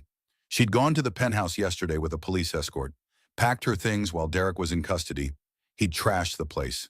Broken picture frames, ripped up the nursery curtain she'd made, smashed the rocking chair. Pure rage expressed through destruction. She'd grabbed what she could. Clothes, toiletries, her grandmother's jewelry, Benjamin's baby clothes that Derek hadn't destroyed, photo albums from before the marriage, her laptop, important documents, everything that mattered. The rest she left. The furniture Derek had picked out, the art he'd chosen, the life he'd built that she'd just been living in. None of it felt like hers anyway. Now she sat in her childhood bedroom, sorting through 6 years of marriage. What to keep, what to throw away, what to give to James for the divorce case. Wedding photos went in the trash. Honeymoon pictures went in the trash. Anniversary cards full of lies went in the trash. The ring Derek had given her stayed on her finger only because she couldn't get it off over her swollen knuckles. She'd have to get it cut off. Benjamin moved constantly, like he could sense her distress. Harper put her hands on her belly and tried to breathe. "It's okay," she whispered. "We're okay. We're going to be okay." But was she okay? Harper looked at herself in the mirror. 7 months pregnant, living in her childhood bedroom. Marriage destroyed, husband arrested, future completely uncertain. The woman in the mirror looked tired, scared, lost. When had she become this person? When had she started accepting so little? When had she stopped fighting? Somewhere around "I do." Somewhere in the first year when Derek got angry and she smoothed it over. Somewhere in year 2 when he grabbed her arm and left bruises and she told herself it was just stress. Somewhere in years 3 through 5 when she became smaller and smaller trying to fit into the space he allowed her. The pregnancy had been her rebellion, her claim to something Derek couldn't control, her attempt at creating something he couldn't manage or manipulate or destroy. Except he'd tried. With coldness. With neglect. With that kick. Harper's phone rang. Unknown number. She almost didn't answer. Then recognized the area code. Ryan. "Hello. Harper, it's me. I'm calling from a new phone. Derek kept calling my old number. Same. I've had to block a dozen numbers. Listen, I need to tell you something. Brooke got a call from Derek this morning. From jail. Before he made bail. What did he say? He threatened her. Said if she testified against him, he'd destroy her. Make sure she never worked again. Make sure she lost everything." Ryan's voice was tight. "He's escalating. Getting desperate." Harper felt cold. Did she record it? Yes, she's been recording everything. Adding it to the evidence pile. Good. Harper, I'm worried about you. Derek's under house arrest, but that doesn't mean he can't hurt you. He has money, connections, people who owe him favors. I have a restraining order, which is just paper. Be careful. Vary your routes. Check your car before you get in. Don't go anywhere alone if you can help it. Harper wanted to say he was being paranoid, but she'd seen Derek's face, knew what he was capable of. Okay, I'll be careful. After Ryan hung up, Harper sat in her childhood bedroom and felt fear settle into her bones. Real fear. The kind that made her check the locks 3 times, made her jump at every sound, made her wonder if leaving had been a terrible mistake. What if Derek won? What if his lawyers were better? What if the jury believed his version? What if she lost custody of Benjamin? What if she spent the rest of her life looking over her shoulder? The doubts crept in like poison. Maybe she should have stayed. Maybe she should have tried counseling. Maybe she was overreacting. Maybe the kick wasn't that bad. Maybe she was ruining everything over one mistake. She found herself at her laptop, opening Derek's Instagram, reading the comments on his posts, praying for your family. Your wife needs help. Mental illness is so hard. Stay strong. 200 people who believed Derek's story, who thought Harper was the problem, who saw her as unstable, unreliable, crazy. Harper closed the laptop, put her head in her hands, felt tears coming. Let them fall this time. She was 7 months pregnant, living with her mother. Her marriage was destroyed. Her husband was under house arrest. She had no job, limited money, a baby coming in 8 weeks, and everyone thought she was insane. Maybe they were right. Maybe she was crazy. Maybe she'd imagined the coldness, exaggerated the violence, made it worse than it was. Maybe Derek's version was closer to truth. Maybe she really was hormonal and emotional and unstable. The doubts spiraled, dark, consuming. Harper sat alone in her childhood bedroom and felt herself drowning. Breathing room scene. Harper walked downstairs, found Vivian in the kitchen. Didn't say anything, just stood in the doorway. Vivian looked up, saw her daughter's face, set down the dish she was drying. Come here, Harper went, Let her mother hold her like she was 5 years old with a skinned knee. Let herself cry into Vivian's shoulder. Let the fear and doubt and exhaustion pour out. They stood there for 5 full minutes. No words, just presence. Just the solid reality of someone who loved her unconditionally. Finally, Vivian pulled back, looked at Harper's face, spoke firmly. You're not crazy? How do you know? Because I know you. Because I've known you for 32 years. Because I know the difference between hormones and truth. Vivian took Harper's face in her hands. You didn't imagine it. You didn't exaggerate it. It happened. Exactly the way you remember. And you're not wrong for leaving. What if I can't do this? Harper's voice broke. What if he wins? What if I lose Benjamin? What if? Then we fight harder. But Harper. Vivian waited until Harper met her eyes. He's not going to win. You know why. Why? Because you're telling the truth. And the truth has a weight that lies can't match. It might take time. It might be hard. But truth wins eventually. Harper wanted to believe that. Desperately wanted to believe it. What if truth isn't enough? Then we make it enough. We document. We gather evidence. We get 50 witnesses to testify. We show the videos. We present the medical records. We make it impossible to ignore. Vivian's voice was steel. Derek thinks he can control the narrative, but he can't control reality. And reality is on your side. Harper took a shaky breath, then another. Felt the panic receding slightly. Not gone, but manageable. Benjamin kicked, hard, like he was reminding her he was there, that she wasn't alone, that she had to keep fighting. Okay, Harper wiped her eyes. Okay, I can do this. You can do this. One day at a time. One day at a time. At 2 o'clock, Harper sat in James Porter's office. James had the flash drive contents loaded on his computer. He'd been going through them all morning. His expression was grim. This is worse than I thought. James turned his monitor toward Harper. Derek hasn't just been laundering money. He's been running a full criminal enterprise, bribing city officials, falsifying building permits, avoiding environmental regulations, using shell companies to hide assets.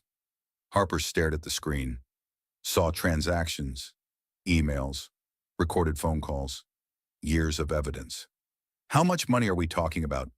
Conservatively, $12 to $15 million, hidden in offshore accounts, laundered through fake companies, never declared on tax returns. He told me he was worth $30 million. He probably is, but half of it's dirty money. James closed the file. Harper, this is FBI territory. Wire fraud, tax evasion, racketeering possibly. If we turn this over, Derek's going to prison. Real prison. For years. Do it. You're sure because this affects Benjamin too. His father will be in prison. Growing up with that stigma. Harper thought about Derek's face. The coldness, the cruelty, the absolute certainty that he'd get away with everything. Benjamin's better off with a father in prison than a father who teaches him that violence is acceptable, that women are property, that money buys freedom from consequences. Harper met James's eyes. Turn it over. Let the FBI have it. Let Derek face every consequence coming to him. James nodded. Okay, I'll contact the FBI field office. But Harper, you need to prepare yourself. This is going to explode. Media attention, federal investigation, possibly a trial that lasts months. Your life is going to be very public for a while. I don't care. As long as Derek can't hurt anyone else. All right then. James picked up his phone. Let's bring down an empire. The FBI moved fast. 2 agents came to interview Harper the next day. Special Agent Marcus Chen and Special Agent Jennifer Walsh. Professional, efficient, thorough. They sat in Vivian's living room for 3 hours. Asked about Derek's business, his associates, his behavior, how much Harper knew about his activities. Not much, Harper admitted. He kept work and home separate. Said I wouldn't understand the complexities of real estate development. That's common in these cases. Agent Walsh made notes. Offenders compartmentalize, keep their families isolated from their crimes. But you lived with him. Agent Chen leaned forward. You must have noticed things. Late-night calls, unexplained absences, changes in behavior. Harper thought back, remembered Derek's Thursday nights. The new cologne, the expensive gifts he'd give her after particularly long absences. Guilt gifts, she realized now. He started working late about 2 years ago. Thursdays mostly. Sometimes Tuesdays. He said it was investor meetings, dinner with clients. I believed him. Did you ever see any documents, contracts, financial statements? No. He kept all that at his office. His home office was locked. I didn't have a key. Agent Walsh exchanged a look with Agent Chen. We'll need access to that office. We can get a warrant, but it would be faster if you could grant permission. Harper thought about it. The penthouse was still jointly owned. She had legal right to access. I can let you in. When do you want to go? Today, if possible. Before Derek has a chance to destroy evidence? 3 hours later, Harper stood in the penthouse with 2 FBI agents and a forensic team. Derek was still under house arrest at his mother's mansion in Cherry Hills. Caroline had taken him in, probably already strategizing his defense. The penthouse felt different, empty, hostile. Harper looked at the Christmas tree in the corner. Still up, lights dark, ornaments scattered on the floor where she'd fallen. No one had cleaned it up. Mrs. Mitchell, Agent Walsh touched her arm gently. Can you show us the home office? Harper led them down the hall. The door was still locked. Agent Chen picked it easily. Harper had never been in this room. Derek's private space. Off limits. Inside was pristine, masculine, expensive furniture, locked filing cabinets, a computer with multiple monitors. The forensic team immediately got to work. Don't touch anything, Agent Chen warned Harper. This is a crime scene now. Harper stood in the doorway and watched strangers dismantle her husband's secrets. They found files, documents, a hidden safe behind a painting, passports, cash, multiple thumb drives. Jackpot! One of the techs held up a black hard drive. Encrypted, but we can crack it. Harper watched it all with a strange detachment. This was her life, her marriage, her home, and she felt nothing, just cold numbness where feelings should be. She walked to the nursery, stood in the doorway. Benjamin's room, soft blue walls, or they had been. Derek had spray-painted obscenities across them, destroyed the crib, shattered the mobile, ripped up the curtains Harper had sewn by hand. Pure rage expressed through destruction. This was what Derek did when he lost control. Destroyed, demolished, eliminated. Harper put her hand on her belly. Benjamin was quiet, resting, growing, preparing for a world his father had tried to destroy before he was even born. I'm going to protect you, Harper whispered. Whatever it takes, I promise. Mrs. Mitchell. Agent Walsh appeared beside her. We're going to be here a while. You don't have to stay. I want to see it all. Everything he hid. Agent Walsh studied her face. Okay, but there might be things you don't want to know. Affairs, financial secrets, communications that are hurtful. I already know about the affairs. Plural. Derek wasn't subtle. Harper looked at the destroyed nursery. And anything else he did? I'd rather know than wonder. They found photos. Derek and Brooke at hotels. Derek and other women Harper didn't recognize. Years of infidelity documented and hidden. Trophies almost. They found threatening emails. To business partners who asked too many questions. To city officials who wouldn't cooperate. To anyone who got in Derek's way. They found evidence of surveillance. Derek had been tracking Harper's phone, monitoring her emails, reading her texts, for months, maybe years. Your phone. Agent Chen held up Harper's iPhone. Do you mind if we check it? Go ahead. The tech examined it. Found spyware, tracking software. Everything Harper did on her phone. Derek had seen. How long has this been installed? Harper felt violated, exposed. At least 6 months? Possibly longer. We'll need to do a full forensic exam to be sure. Harper thought about all the texts to Elena, the calls to her mother, the searches for divorce lawyers 3 months ago that she'd dismissed. Derek had seen it all, known she was thinking about leaving, started preparing his counterattack. The kick at the party hadn't been rage. It had been strategy, public humiliation, making her seem unstable before she could leave, getting his story out first. He planned it, Harper said quietly. The whole thing. He knew I was thinking about divorce, so he made his move first. Agent Walsh's expression was grim. That's consistent with what we're seeing. Derek Mitchell is a man who needs control. When he sensed he was losing it, he escalated. They worked until 9 at night. Finally, Agent Chen called it. We have enough for now. The forensic team will finish tomorrow. But Mrs. Mitchell, you need to know something. This case is bigger than we thought. Derek's connected to some serious people. Organized crime, possibly. This is going to be dangerous. Dangerous how he has associates who won't want to see him prosecuted, who have a vested interest in keeping him quiet. You need to be very careful, vary your routine, maybe consider protective custody. Harper laughed. Couldn't help it. The sound was bitter. Protective custody, like witness protection. Not that formal, but yes, until we make arrests and know you're safe. No. Harper was surprised by her own certainty. I'm not hiding. I'm not running. I'm 7 months pregnant, and I'm done being afraid. Agent Chen and Agent Walsh exchanged looks. At least let us assign someone to watch your mother's house. Plainclothes surveillance. Just in case. That Harper agreed to. Not for herself. For Benjamin. For the baby who couldn't protect himself yet. She left the penthouse at 10. Vivian picked her up. Drove home through quiet Denver streets. How was it? Vivian asked. Horrible. Eye-opening. Validating. Harper stared out the window. He's been spying on me for months. Tracking my phone. Reading my emails.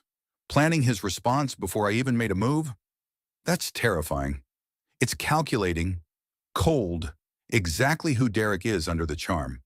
Harper touched her belly. But at least now I know. No more wondering. No more doubting myself. Just truth. At home, Harper took a long shower. Washed away the smell of the penthouse. The feeling of violation. The residue of 6 years with a man she'd never really known. She put on comfortable pajamas, made chamomile tea, sat in the living room with her laptop and started making a list. Things I need to do. Find an apartment baby safe, affordable, mine. Get new phone, no spyware. Change all passwords. Set up new bank account, only my name. Find pediatrician for Benjamin. Take childbirth classes. Pack hospital bag. Figure out who I am without Derek. The last item felt both trivial and monumental. Who was she? Who had she been before Derek? Who could she become after Harper thought back to 26-year-old her? Marketing professional, ambitious, creative, confident. She'd planned campaigns, led teams, negotiated contracts, been good at her job, then Derek, then marriage, then slowly giving up pieces of herself to fit into the space he allowed, quitting her job because Derek said his wife didn't need to work, losing touch with work friends, becoming smaller, quieter, less. Benjamin kicked. Harper smiled despite everything. You're going to know a different mom than I would have been a year ago. A stronger mom, a mom who fights back. Her phone buzzed. New number. Ryan. Harper, just checking in. How'd it go with the FBI? Long, exhausting, revealing. They found everything. Good. Brooke gave her statement today, too. Told them everything. She's cooperating fully in exchange for immunity. How is she? Scared. Morning sickness. Deciding whether to keep the baby. Ryan paused. She asked about you. If you were okay. Tell her I'm surviving, and that I hope her baby is healthy. Really, I don't forgive her, but I don't wish harm on her either. We're both just trying to survive Derek. After they hung up, Harper sat with that truth. She didn't forgive Brooke. Probably never would. But she understood her. That Stockholm syndrome of loving someone dangerous, of thinking you could fix them, of staying too long because leaving felt impossible. Harper had stayed for 6 years. Brooke had stayed for 2. Different circumstances. Same trap. The next few days passed in a blur of activity. Harper found an apartment. Small 2-bedroom in Capitol Hill. Nothing fancy, but safe, clean, hers. She signed the lease with money from Vivian and her emergency fund. Moved in with help from Elena and her mother. She bought furniture from IKEA. Set up Benjamin's nursery with secondhand things from Facebook Marketplace. Hung curtains. Made it home. James filed the divorce papers, requested temporary orders, full custody, child support, exclusive use of marital assets to establish a home. The court hearing was set for mid-January. Derek's lawyer filed counter motions, requested joint custody, accused Harper of parental alienation, claimed she was mentally unstable and needed psychiatric evaluation. Standard playbook, James said when Harper panicked. They're trying to rattle you. Don't let them. The FBI investigation progressed. More arrests. Derek's business partners. City officials who'd taken bribes. The web expanding. Derek's bail was revoked after he violated house arrest. Tried to flee to the Cayman Islands where he had accounts. Got stopped at the airport. Sent back to jail.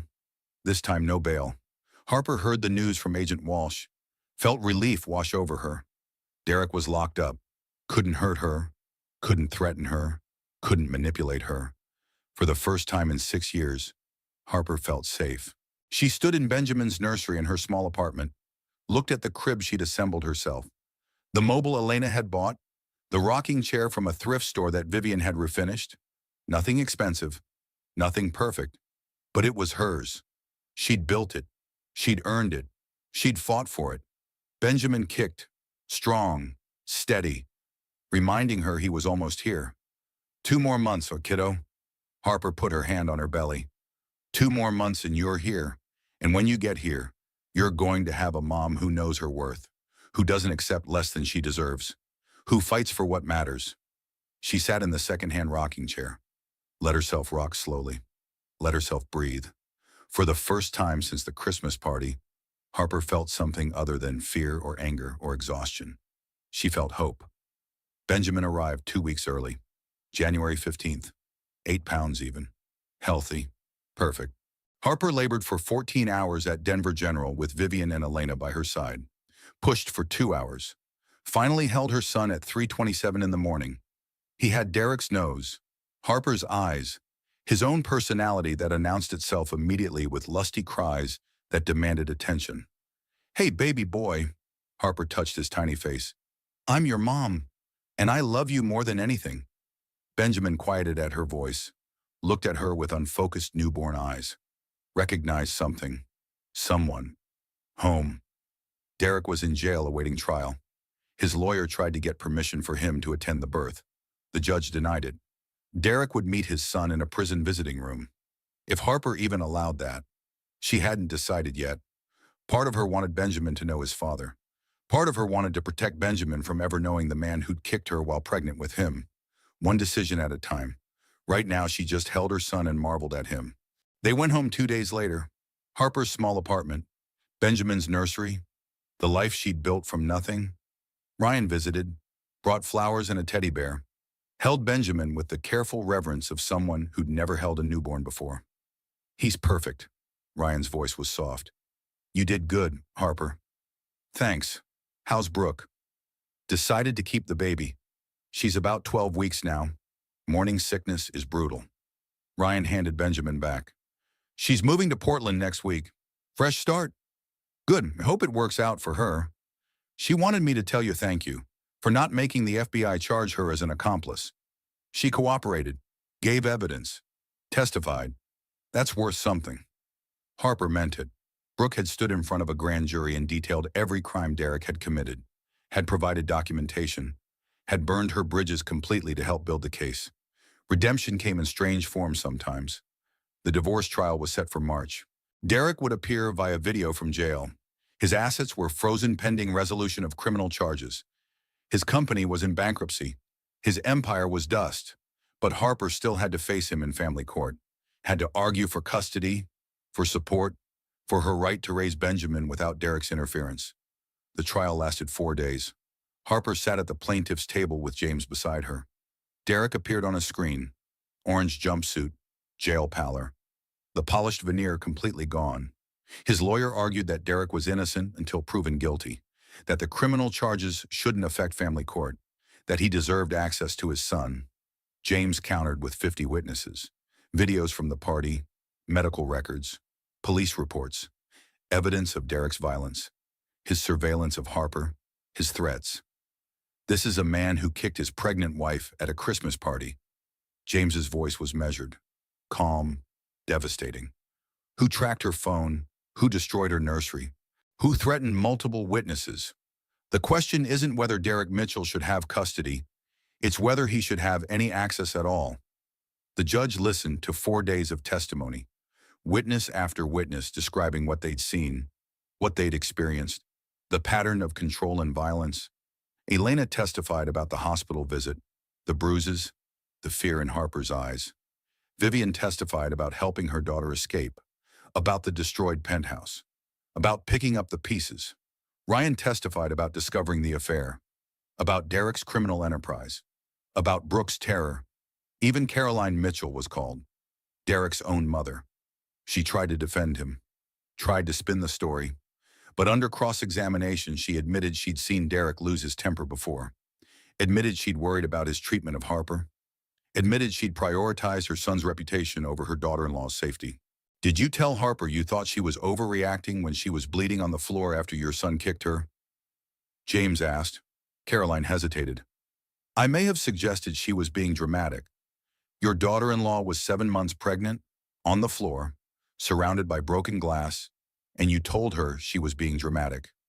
I was trying to keep the peace by blaming the victim of assault. Objection. Derek's lawyer stood. Badgering the witness? Sustained. The judge looked at Caroline. But I'd like to hear the answer. Caroline's face was tight. I didn't want to believe my son was capable of that kind of violence. It was easier to blame Harper than face the truth about Derek. The courtroom was silent. Even Derek's lawyer looked uncomfortable. Finally, Harper testified, held Benjamin in her arms because he was fussy and wouldn't settle without her, told her story calmly, clearly, without minimizing or excusing. I stayed for 6 years because I thought I could fix it. Thought I could be better. Thought if I just tried harder, Derek would change. Harper looked at the camera showing Derek, looked him in the eyes.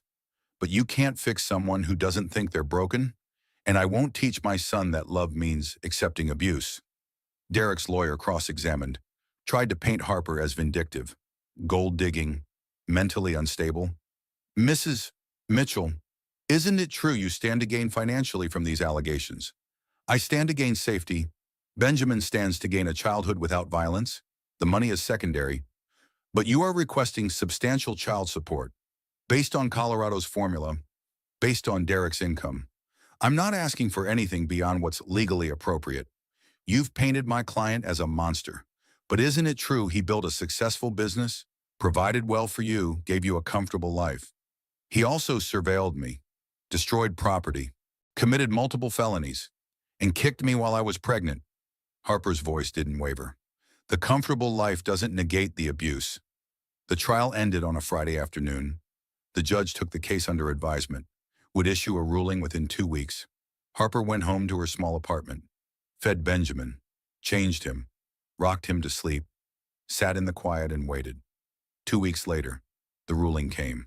Full custody to Harper. Supervised visitation only for Derek, to be determined after he completed anger management and parenting classes. Child support set at $6,000 per month. Harper awarded 60% of marital assets not involved in criminal proceedings. Derek appealed. His lawyer filed motions, tried every legal maneuver available. The appeals were denied. The custody order stood. Harper had won. 1 year later, December 23rd. Harper stood in her apartment decorating the Christmas tree. Benjamin toddled around at 16 months. Grabbing ornaments, trying to eat them, being perfect chaos. No, baby. Harper gently removed a glass ball from his mouth. Not for eating, Benjamin laughed. That belly laugh that made everything worthwhile. Reached for another ornament. Elena was there helping. Her new girlfriend Sarah made eggnog in the kitchen. Vivian strung lights. Ryan stopped by with his daughter from his new relationship. A pilot and a teacher. Taking things slow. Healing. How are you doing? Ryan asked Harper. Quiet. Private. Real concern. Good, actually. Really good. Harper meant it. Benjamin's healthy. The apartment's ours. I started freelancing again. Marketing consulting. Small clients, but it's work I enjoy. That's great.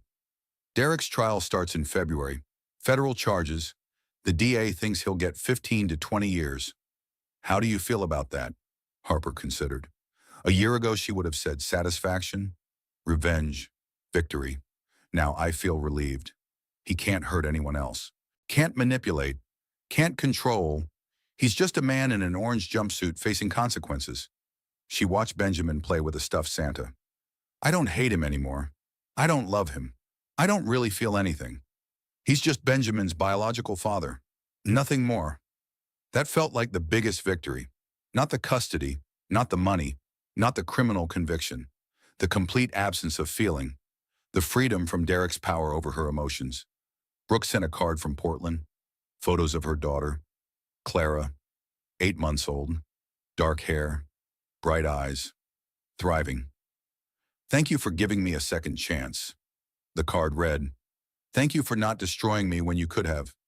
I'll spend the rest of my life trying to be better. Harper put the card on the fridge next to Benjamin's handprints. Forgiveness wasn't about forgetting. It was about releasing, letting go, moving forward. Caroline tried to visit once, showed up uninvited with expensive gifts for Benjamin. Harper turned her away at the door. You chose Derek over truth, over safety, over your grandson. That has consequences. Harper kept her voice calm. Final. Benjamin deserves family who protect him, not family who enable his father's violence. Caroline left. Didn't come back. Harper felt nothing but relief. As evening fell, everyone left. Harper and Benjamin alone in their small apartment. The Christmas tree glowed softly. Benjamin played with his toys. Normal, peaceful, safe. Harper's phone buzzed. Text from James. Saw the ruling today. Appeals denied across the board. Custody order is final. Congratulations. Harper smiled. Typed back. Thank you for everything. You did the hard part. I just filed the paperwork. Not true. James had fought for her when she couldn't fight for herself. Had believed her. Had built the case brick by brick. Had helped her win. But Harper understood what he meant. She'd done the hardest part. She'd left. She'd told the truth. She'd stood up. She'd survived. She picked up Benjamin, held him close, breathed in his baby smell, felt his solid weight, his realness, his life. You know what, kiddo? Harper carried him to the window, showed him Denver's lights spread out below. This time last year, Mommy was at a Christmas party getting kicked by your biological father. It was the worst night of my life. Benjamin touched the window, left tiny handprints on the glass. But that night led to this night, to us, to this apartment, to this life. Harper kissed his head. And this life is pretty great, actually. Benjamin babbled something that might have been agreement, might have been hunger, probably just random baby sounds. But Harper chose to hear agreement. She settled into the rocking chair, the same one from the thrift store that Vivian had refinished, fed Benjamin his bottle, rocked slowly, let the peace settle into her bones. Her phone buzzed again. Elena. You okay? I know this time of year is hard. Harper considered. Was it hard triggers? Definitely. Memories? Absolutely. But hard? I'm okay. Actually okay. Not pretending okay. Good. You've earned that. Had she earned it, Harper thought about the past year. The fear, the fights, the court dates, the therapy, the sleepless nights, the moments of doubt, the slow climb back to herself. Yeah, she'd earned it. She looked around her small apartment. Nothing expensive, nothing perfect. The couch was secondhand. The coffee table came from IKEA. The dishes were mismatched. The Christmas tree was fake because real ones were too expensive. But it was hers. She'd built it. She'd paid for it. She'd earned every inch of it. Benjamin finished his bottle.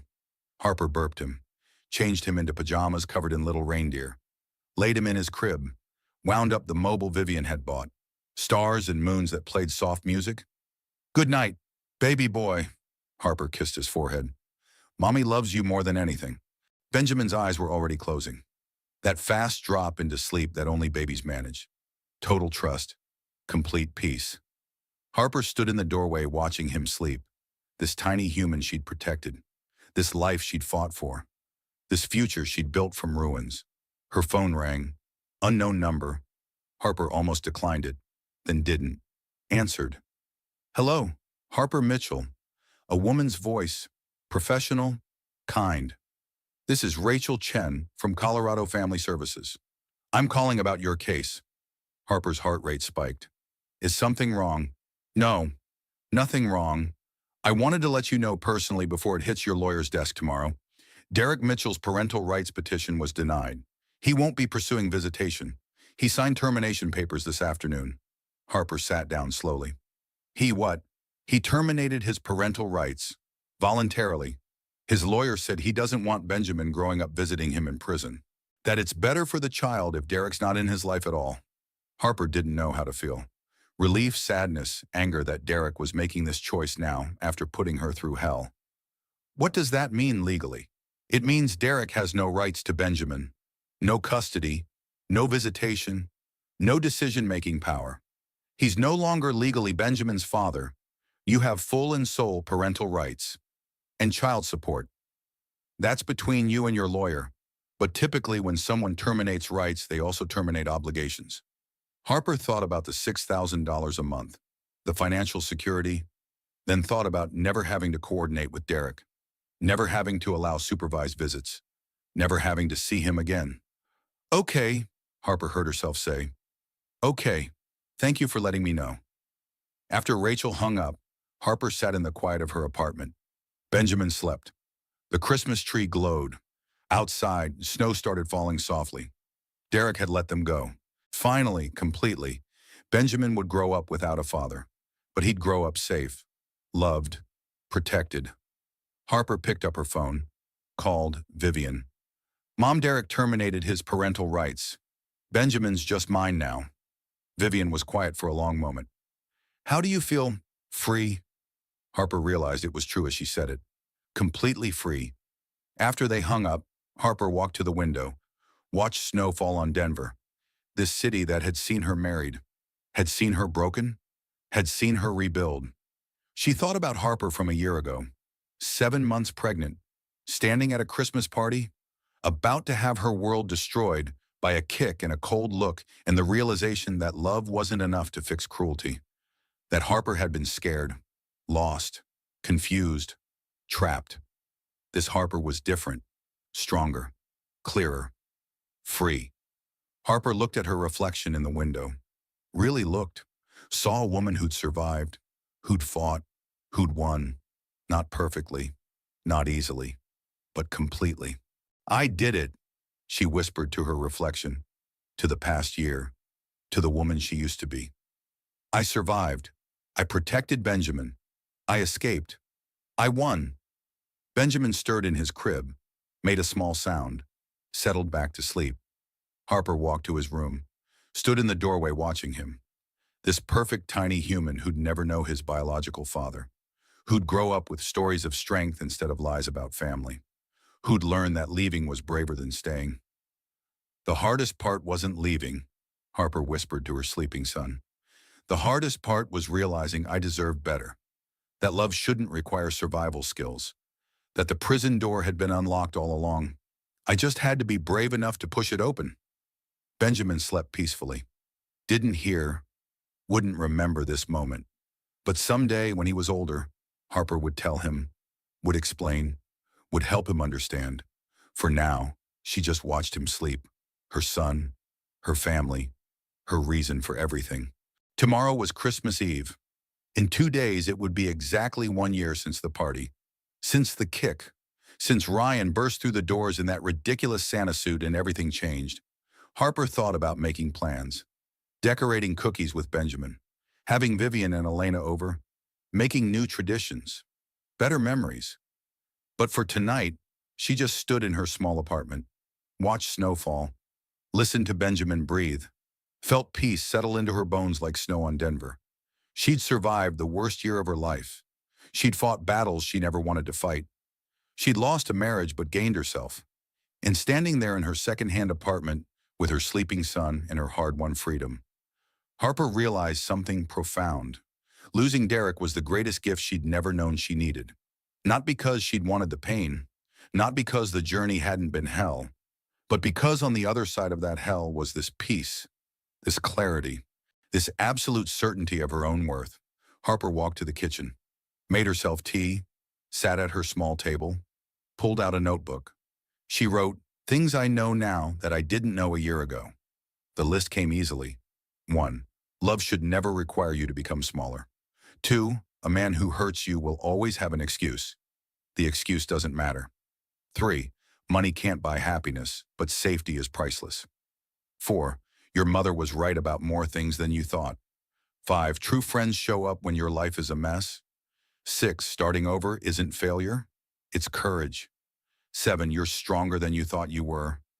8. You can survive things that feel unsurvivable.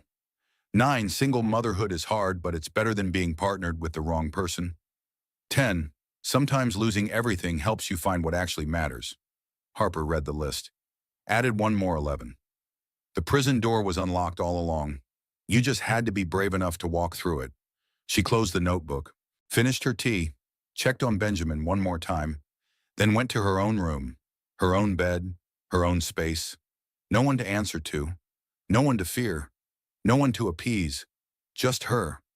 Harper lay in the darkness and felt Benjamin move in the monitor, heard his soft breathing, knew he was safe, knew she was safe, knew they'd built something real from the ashes of something false. Outside, snow continued to fall, clean, white, fresh, covering Denver in possibility, in new beginnings, in the promise that tomorrow could be different than yesterday. Harper closed her eyes. Let sleep come. Dreamed of nothing but peace. When she woke on Christmas Eve morning, Benjamin was babbling in his crib. Happy sounds. Morning joy. The noise of a child who felt safe and loved. Harper got up, picked him up, held him close. Merry Christmas, baby boy. She kissed his head.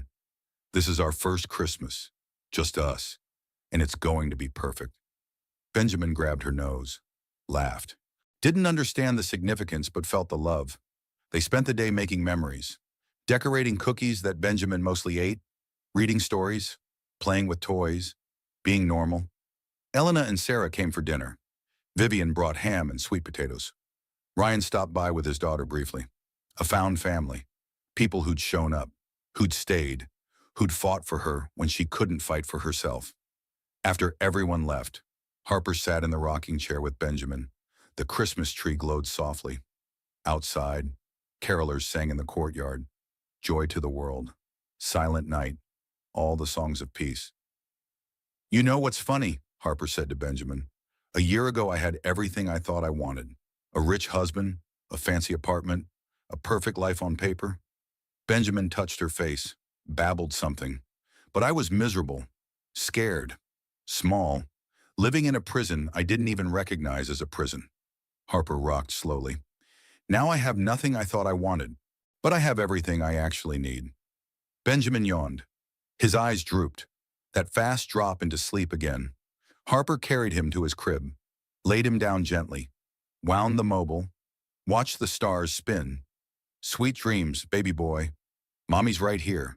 Mommy's always going to be right here. And no one is ever going to hurt you the way your father hurt me. I promise you that. She stood in the doorway long after Benjamin fell asleep, just watching, guarding, protecting. Her phone buzzed. Text from James. Termination papers are final. Derek officially has no parental rights. You're officially a single parent. Congratulations. Harper stared at the message, felt the weight of it, the finality, the absolute completion. She typed back, thank you for everything. You saved my life. You saved your own life. I just filed the paperwork. Harper smiled, set down the phone, walked to the window, looked out at Denver sleeping under snow. Somewhere in this city, Derek sat in a jail cell awaiting trial, facing 15 to 20 years. His empire destroyed, his reputation ruined, his freedom gone. Harper felt nothing. No satisfaction, no anger, no pain. Just emptiness where he used to live in her head. That felt like the truest victory. Not that he'd lost, but that she'd won her own mind back, won her freedom, won herself. The clock struck midnight. Christmas Day. Harper touched the window, left a handprint in the condensation. Merry Christmas to me, she whispered. I survived. I fought. I won. And that's the best gift I could ever give myself. She went to bed in her small room in her small apartment with her small son sleeping peacefully down the hall. And for the first time in 6 years, Harper Mitchell slept without fear, without doubt, without the constant low-level anxiety of waiting for the next explosion. She slept in peace, in safety, in the absolute knowledge that she'd walk through fire and come out stronger on the other side. Tomorrow would bring new challenges. Benjamin would grow. Money would be tight. Single motherhood would be exhausting. But Harper had faced the worst and survived. Everything else was just details. She closed her eyes, breathed deeply, felt her body relax completely, and in the darkness of Christmas morning, surrounded by the evidence of her survival, Harper whispered one final truth. The best revenge isn't destroying them. It's building a life so beautiful they become irrelevant. Benjamin slept peacefully. The Christmas lights glowed softly. Snow fell quietly on Denver. And Harper Mitchell, survivor, fighter, mother, rested in the peace of knowing she was finally, completely, absolutely free. So that's my story. From the floor of that Christmas party to the peace of this small apartment, from scared and trapped to free and strong, from Derek's wife to just me, Harper, Benjamin's mom, survivor. If this story resonated with you, if you saw yourself in any part of my journey, if you needed to hear that leaving is possible and survival is real, do me a favor. Hit that like button. Let me know this story mattered. Drop a comment. Tell me your thoughts. Share your own story if you're comfortable. This community is built on honesty and support. Your voice matters here. And if you haven't already, subscribe to this channel. Because every week I share stories like this. Stories of survival, stories of strength, stories that remind us we're not alone.